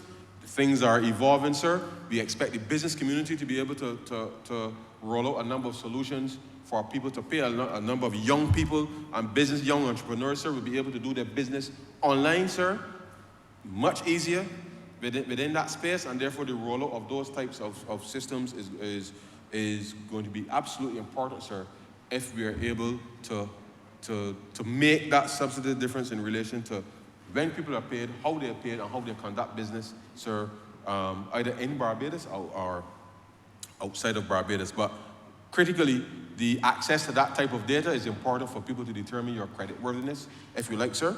And therefore, that is part of how we see working strategically together to ensure that things can happen seamlessly between not just what happens in Barbados, but utilizing the payments platform that the African Exim Bank has to ensure then that payments from the African continent to Barbados and CARICOM, and vice versa, sir, can happen seamlessly.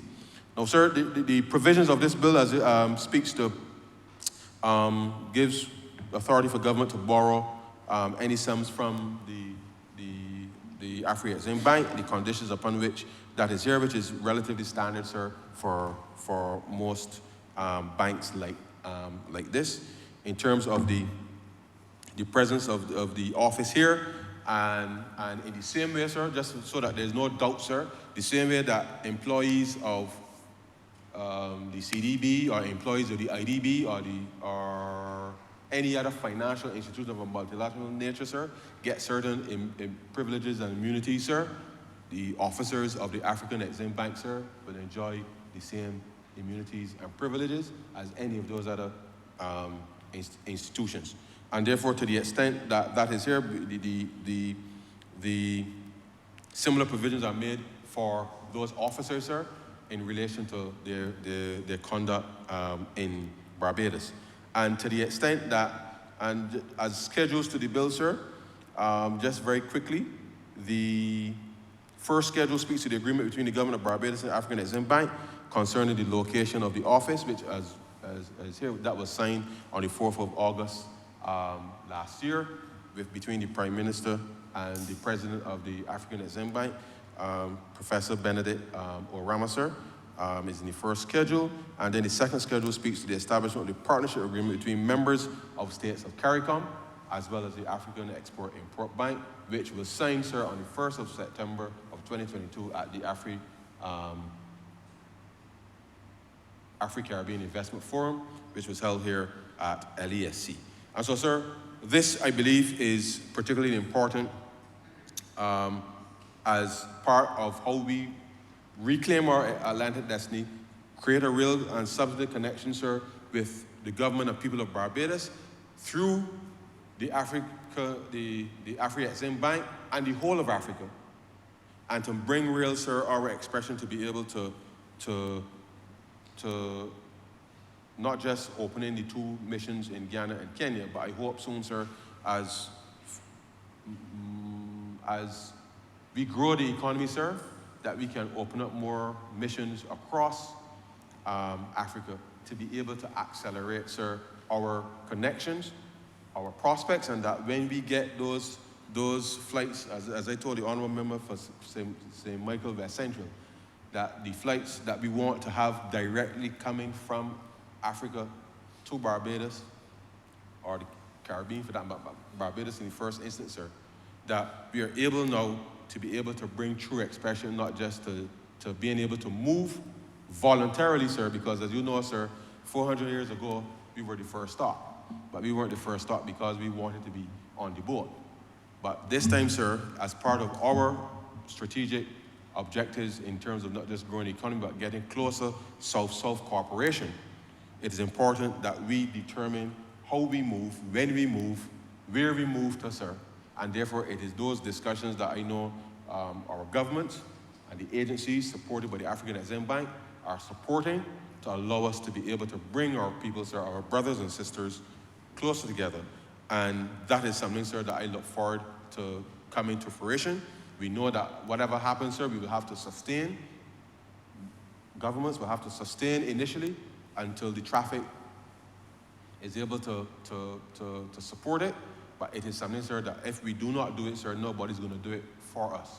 And therefore, it is the kind of investment that we must make as we bring our countries closer, as we bring the regions closer, in order to be able to bring to reality that idea, if you like, sir, that I know the Honourable Member for St. Michael East would be very proud, because as a Garveyite himself, sir, he is long in the tooth in relation to the objectives of what Marcus Garvey set out to do just about over 100 years ago. And the president of the African Exim Bank has shared that same philosophy, sir. So to our Prime Minister, but of course, it is people, sir, taking advantage of the opportunities that will create the demand, sir, to allow these things to happen. And therefore, we must start the journey. And therefore, the presence of the African Exim Bank, sir, here is one first step. The making of the deals, the doing of the deals, sir, the connection of people, provision of information, sir, I believe will close the gap, which would allow us to be able to deliver on this. And so, sir, with those very few words, I would beg to move, sir, that this bill be read a second time. I'm obliged to you. Second. Honourable Member for St. Peter. Thank you very much, Mr. Speaker. I do not propose to be very long, but I thought I needed to say a few words from the perspective of the place that I represent and the people who sent me here. The first organized uprising in this country in pursuit of self-determination. The first organized attempt to throw off shackles and actually to reclaim that Atlantic destiny happened in Spikestown, happened in St. Peter. And the person who led that organized or that planned revolt has been described in the historical account as an elderly Gold Coast Negro. In other words, what the probably racist scribe was trying to say was that he was an elderly gentleman born on the continent of Africa. And it is from that perspective that I really share the sentiment of the importance of the establishment of the Afri-Exim Bank in Barbados. I think, Mr. Speaker, that our country, under the leadership of this party in government, is demonstrating a maturity of thought and a willingness to act in support of that thought, one that we have not seen in the past. There's a tradition in our country, Mr. Speaker, of referring to Africa or seeing Africa somehow as backward. Yeah, there's talk about savages. There is a reluctance by too many, and I'm not saying a majority, but a reluctance by too many Barbadians to connect themselves with the continent. And so I come into contact from time to time with Barbadians who will say to me, I am not African, I am a Barbadian. But they will turn, or we will turn, and you will see somebody walking up the street. And the comment will be, without regard to where the person was born, that person is a Chinese, or that person is an Indian, or that person is a Syrian, or that person is a Lebanese, without any idea of where the person was born. And that says to us, Mr. Speaker, that the connection that we ought to have is all too often missing. Now, in this place and outside of this place, I try very hard not to blame people for things that I consider even to be wrong, at least not to beat them up. And I'm particularly careful not to do it in this place. I believe that the reactions of many of my brothers and sisters, my country people in this country, a lot of it is a result of the impact of that same near 400 years of colonialism, racism, and all that came with the transatlantic trade in enslaved people. I do not think that we can discount what 400 years can do or has done to the psyche of our people. And I, Mr. Speaker, am firmly of the view that this government's move to develop relationships, to deepen relationships with the continent by the setting up of embassies or high commissions in, well, setting up of formal diplomatic relations and diplomatic presence in Ghana and in Kenya speak to a government that is intent on doing all that it can to address the psychological damage that has been inflicted on us. And I think for that, Mr. Speaker, this government must be applauded for, in some respects, going against the grain, going against what is popular to do what is right. And I place a premium on doing what is right, not necessarily what is popular.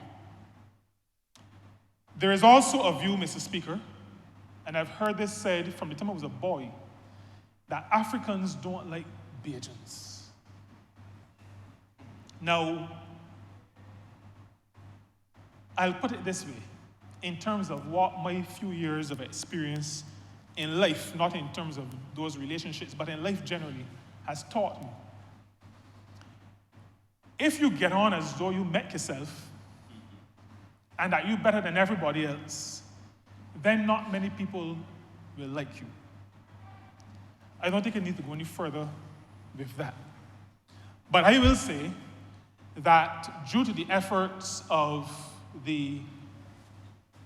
our cultural and commercial attaché in Ghana, I've been able to meet with the paramount chief of Central Region, which includes the Gold Coast, Cape Coast, the city of Cape Coast. I've also been able to meet with the paramount chief of Cape Coast itself.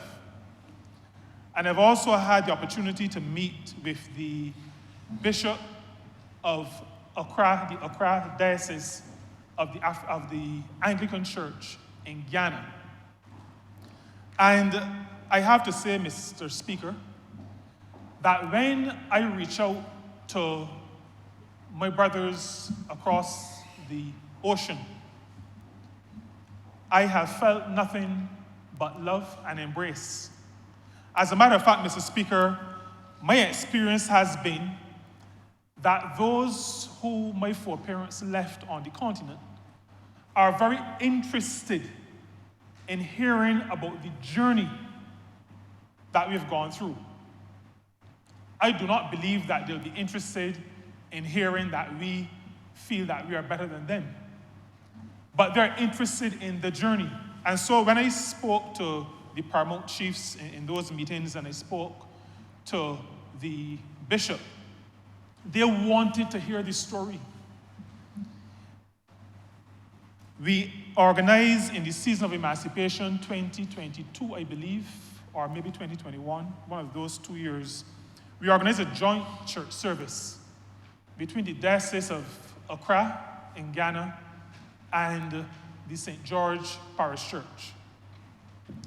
In the planning meeting, Mr. Speaker, I indicated through our cultural attaché that I would want a couple of minutes just to share a little bit about the story of coffee.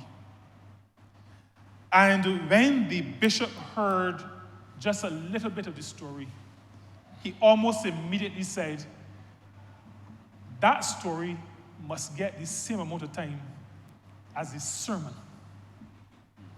That was the connection that he felt. That was the strength of his desire to understand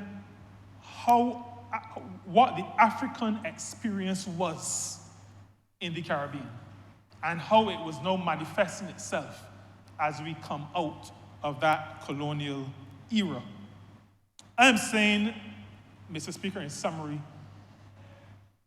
that those on the continent are our kith and kin. I watched when our Prime Minister, Honourable Member for St. Michael Northeast, was the guest of honor at an anniversary celebration, independence anniversary celebration in Ghana. And as I watched the cultural presentations, I really thought that I was watching the Royal Top Band, that I was watching Dance National Afrique. There are other groups, but I mention those because those have strong connections with St. Peter. But watching the cultural expression, I immediately connected, and I'm sure that everybody who watched immediately connected our expression in Barbados with the expression on the continent, at least in that area of the continent. I'm saying, Mr. Speaker, these are our kith and kin. Now, families fight, but when you're in trouble, it is families that come together to hold one another up. I say that to say that even though they are our kith and kin, there are no two sets of people who will get along perfectly. Twins don't get along all the time. So there's no reason to expect that we will see eye to eye on everything. But family remains family. And the Honourable Member for Christchurch East Central spoke to the African Medical Supplies platform. And I want to say to all of us in this honourable chamber, and to those who I represent, and those who all of us represent, that when times get tough, people look out for their own. We recognized during the COVID pandemic, when we were looking for therapeutics, when we were looking for machinery, ventilators, when we were looking for vaccines, those who are not family to us as closely as our brothers and sisters on the continent are, decided that their stuff was for themselves. We were able to leverage our connection with our relatives on the continent and benefit from the African Medical Supplies Platform. The geopolitics of the world in which we live causes us, if for no other reason, to go close to those who are related to us. Because we cannot rely on those who see us as other. We cannot rely, recent history tells us that we cannot rely on those, I'm about to say relationships, but I feel relationships misrepresent what I want to say. Because something as tenuous as that connection, I really do not think can be considered a relationship. So let me use the word connection. Those connections do not stand up when times get tough. And I call on our people, my people, to recognize that we have, with our brothers and sisters on the continent, family and family with resources. Since this morning we had extensive debate on what happens in cyberspace, or what can happen in cyberspace. But one of the benefits of the technology is that from time to time you see clips that speak to our perceptions of Africa versus the kind of development that is happening as we speak on the continent. And so I said that to reinforce the point that we are not talking about a poor continent. We are talking about a bank coming from a rich continent, but a continent that has been very negatively impacted by Europe. And I fully agree with all the sentiments of Walter Rodney.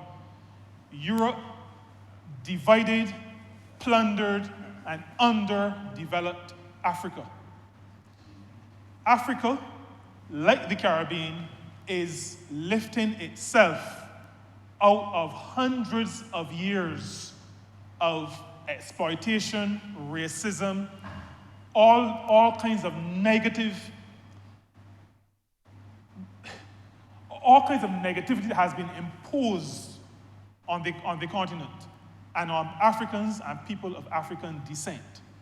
And so when we see squabbles, fights, sometimes infighting, we have to contextualize it. We have to understand that these things come from a place of centuries of attempts to dehumanize and to denigrate. And so, Mr. Speaker, I call on us, all of us, to embrace the presence of the Afri-Exim Bank, to recognize that in this world, what we refer to as South-South cooperation, so South-South is roughly geographic, but the north of this world has seen itself over some number of years as the superior side of the world. The South has to come together. And the Afri-Exim Bank in Barbados, but the bank itself, its establishment, but its presence now in Barbados and its pending operation in this country and in the region, is tangible evidence of, well, it will become tangible evidence of the efficacy of South-South cooperation.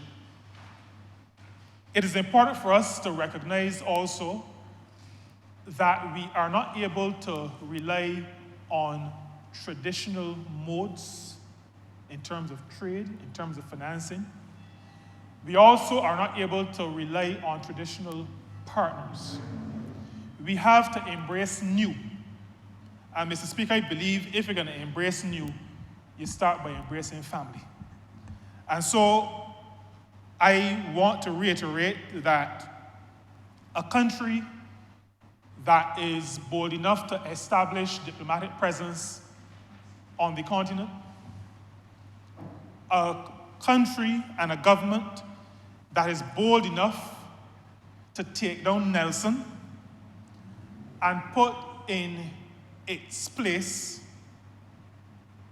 as opposed to his place, a monument that speaks to something that is fundamental to African society. Family is a government and a country that is maturing, that is bold, that is intent on doing the right thing, that is intent on taking its people along with it on the journey to reconnecting with our brothers and sisters on the continent. And so, Mr. Speaker, with those few words, I express strong support for the presence of the bank and for the bill before this honorable chamber, which gives effect to the establishing of the Afrexim Bank in Barbados to serve not just Barbados, but to serve what we consider to be the Caribbean civilization, a civilization that has much of its roots on that great continent of Africa. I'm obliged to you. Honourable member for Christchurch East Central.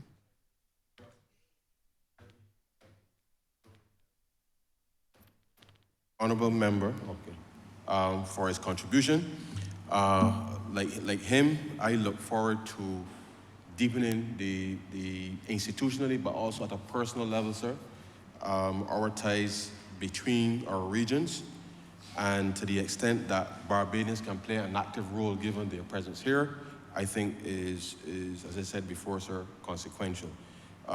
We have to fashion a future, sir, that is inclusive. And therefore, if we learned nothing from the pandemic, sir, is that we have to ensure that we work with those, sir, who are prepared to work with you. And therefore, as we know that there are traditional ties and history, long history that in maintaining the status quo, sir, this government is intended to change things for the better for our people, and therefore to the extent that we're able to build greater economic resilience, sir, the rest of the world is working to see how they can get closer to Africa, sir. But they are looking at it from an exploitative perspective, sir. We are working together collaboratively, sir, to be able to build each other up. And I think that as the bank establishes its footing here, sir, physically in Barbados, but in the sense of the presence in the region, they've already started having missions, sir, actively with other parts of the region that have signed on to the partnership agreement, sir. And therefore, I can only implore Barbadians, sir, to avail themselves, sir, of the information and the opportunities that exist. And we really have to make things happen, sir. And in making things happen, we bring along, sir, 2, 3 people with us to be able to recognize that the scale of operation, sir, within the context of the African market, sir, is considerably different to that of anything that we know in Barbados or indeed the region. But there is certainly, sir, lots of scope to scale up anything that we are doing in Barbados. As you know, sir, cola tonic, which is a lovely drink, sir, comes from the cola nut, sir, in Ghana. And that is an export, sir, that I know that specific entity intends to scale up, sir, which is something that just one opportunity, sir, in terms of something that is already in the marketplace that just requires no additional scaling up to be able to do. Our expansion, sir, within the context of rum in Barbados, sir, will require investment, and I see great opportunities there, sir. Not that I want to get people on the continent drunk, sir, but if they're going to get drunk anyway, sir, let it be, sir, good old Bajan rum, sir, that is doing the job. But the reality is, sir, there are opportunities. And therefore, Bajans, rather than hope that something happens, sir, rather than wait for some other intervention to take place, we are putting the puzzle pieces together, sir, to be able to fashion that future for our people. And certainly, sir, with the good work that was started by the member for St. James, South in terms of the financial literacy, within that work, sir, these are the kinds of things in terms of matching people together to do the right deal, sir, at the right time, to be able to unlock opportunities, sir, for our people. And lastly, sir, you know that the credit union movement, just last week, sir, I met with representatives from the Ghanaian cooperative movement that was here to sign a memorandum of understanding with our our credit union movement, sir, to be able to see how they can leverage, sir, investment, given that we have built a very strong and robust and vibrant credit union sector over the last 40 to 45 years, sir. And therefore, as we work together to unlock investment and to be able to deliver for our people, that cooperative spirit, sir, as I walked into the room, sir, I certainly felt as if I was walking in, sir, amongst brothers. And the director addressed me as brother, because as far as he was concerned, he was just in a meeting with his people back in Ghana. And therefore, I feel, sir, not just a sense of solidarity, but I believe, sir, real optimism, real hope, with respect to us being able to make things happen quickly, but we must resolve in ourselves, sir, that we will not allow, sir, detractors, misinformation, and all of those things, sir, that have been fed to us to be able to deter us, sir, from being able to do what we have to do.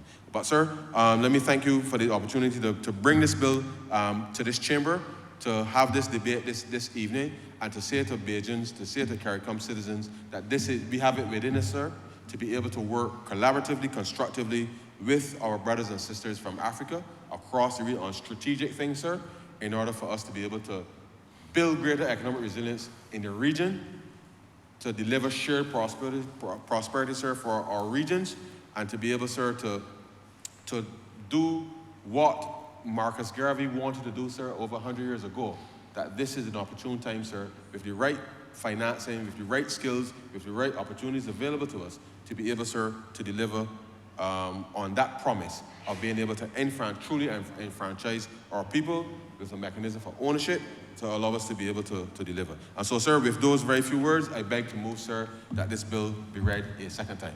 Second. The question is that this bill be read a second time. All those honourable members in favor, please say aye. Those against, please say no. We think the ayes have it. Mr. Speaker, I beg to move that you do not leave the chair and the House resolve itself into committee for further consideration of this bill. The question is that the Speaker do not leave the chair and the House resolve itself into committee for further consideration of this bill. All those honourable members in favor, please say aye. Those against, please say no. We think the ayes have it.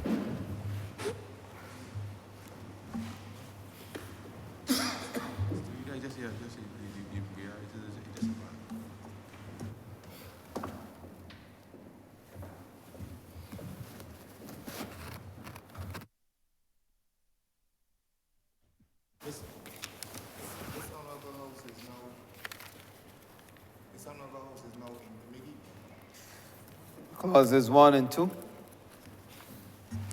Chair, I beg to move that clause 1 and 2 stand apart. Second. The question is that clause 1 and clauses 1 and 2 stand part. All honourable members in favour, say aye. Honourable members against, say no. Methinks the ayes have it. Part 2, clauses 3 to 6. Chair, I beg to move that clauses 3 to 6 stand apart. Second. The question is that part 2, clauses 3 to 6 stand part. All honourable members in favour, say aye. Honourable members against, say no. Methinks the ayes have it. Part 3, clauses 7 to 11. Chair, I beg to move that part 3, clauses 7 to 11 stand apart. Second. The question is that part 3, clauses 7 to 11 stand part. All honourable members in favour, say aye. Honourable members against, say no. Methinks the ayes have it. Joe. Chair, I beg to move that the first schedule be the first schedule to the bill. Wait, second. The question is that the first schedule will be the first schedule of the bill. All honorable members in favor, say aye. Aye. Honorable members against, say no. Methinks the ayes have it. The second schedule. Chair, I beg to move that the second schedule be the second schedule to the bill. Wait, second.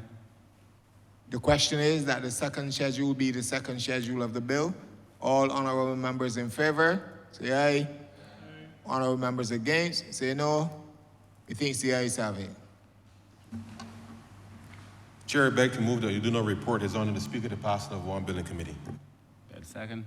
The question is that I do not report to His Honor the Speaker the passing of one bill in committee. All honorable members in favor, say aye. Honorable members against, say no. Methinks the ayes have it.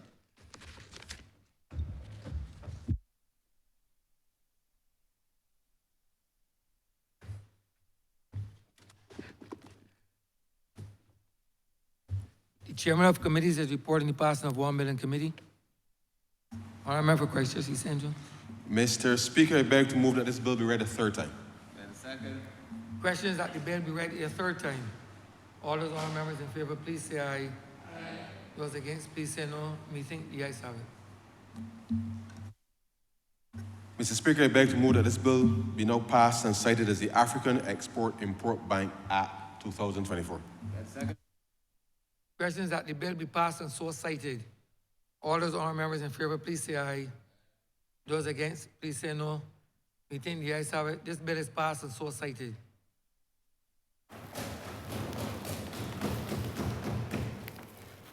Order number 10, sir. In the name of the Honourable Minister in the Ministry of Finance and Economic Affairs, to move the second reading of the Barbados Revenue Authority Appeals Tribunal Validation Bill 2024. Honourable member for Christchurch East Central. Mr. Speaker, in the time that I have available to me, no, seriously, sir. This bill is a validation, sir, with respect to the operation of the Barbados Revenue Authority Appeals Tribunal. As you are aware, sir, the Revenue Authority was established in 2014, sir, and at that time the tribunal was set up with a chair. Now, the operations of and this is one of the things that we found in relation to our legislative review, sir. So during the practice of the operation of the tribunal, sir, the chairman effectively, sir, through with the permission of the ministry and the minister, delegated, sir, for subcommittees, if you like, sir, of the tribunal to be able to look at very specific cases. And subsequently, the deputy chairman was appointed to be able to do that. And suffice it to say, sir, the operation of the tribunal is such that with the specificity of specific cases, sir, as was constituted at the time, not all appeals, sir, would have been adjudicated, sir, under the auspices of the chair. And therefore, we want to be able to give the legality, sir, the validation, if you like, with respect to the operation of the tribunal having been properly heard, given the fact that for whatever reason, the chair may not have been able to adjudicate given any specific interest in relation to said matters. And therefore, the decisions in relation to the operation of the tribunal properly heard is what the amendment bill is given effect to in relation to the matters that were adjudicated, sir, prior to us coming to office and since then. Now, the reality of it is, sir, is that a number of, as you would appreciate, sir, taxpayers often object to whether it's valuation exercised by the revenue authorities, sir, a range of issues, whether procedural or otherwise, especially in terms of assessments in relation to various tax matters. And the BRA tribunal is intended, obviously, to be able to resolve said matters in relation to that. And to the extent that we are in a position to not just address the fact that a deputy chairman was appointed by legislation and by order last year. The reality is that and as you, just to remind members, sir, that the appointment of members to the tribunal, the minister may by instrument in writing subject to subparagraph 2, appoint as members to the tribunal such numbers of persons being not less than 5 who appear to the minister to be qualified and experienced in law, tax, accounts, public administration, or such other area as in the opinion of the minister is required for the discharge of the function of the tribunal.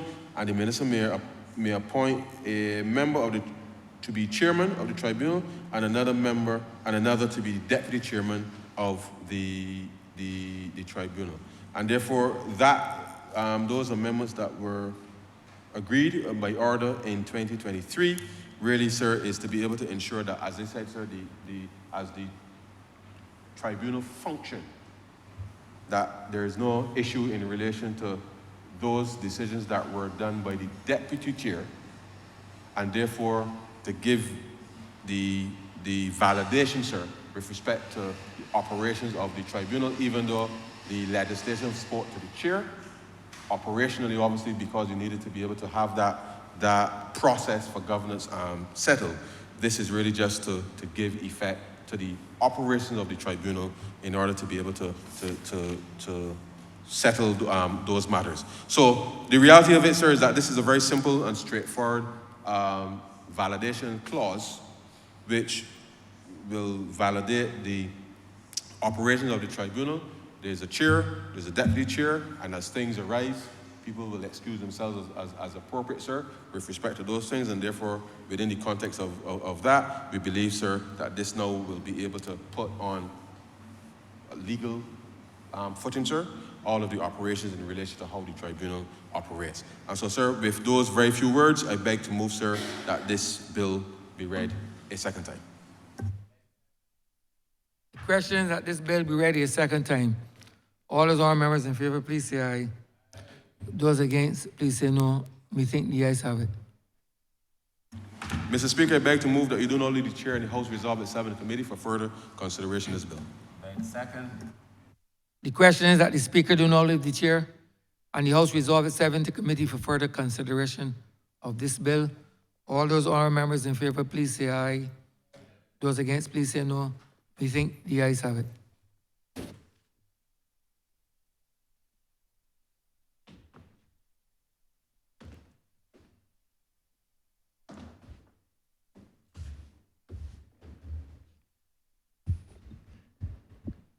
This Honourable House is now in committee. Clause 1. Chair, I beg to move that clause 1 stand part. The question is that clause 1 stand part. All honourable members in favour, say aye. Aye. Honourable members against, say no. Methinks the ayes have it. Clause 2. Chair, I beg to move that clause 2 stand part. The question is that clause 2 stand part. All honourable members in favour, say aye. Aye. Honourable members against, say no. Methinks the ayes have it. Report. Chair, I beg to move that you do not report to His Honour the Speaker the passing of one bill in committee. The question is that I do not report to His Honour the Speaker the passing of one bill in committee. All honourable members in favour, say aye. Honourable members against, say no. Methinks the ayes have it.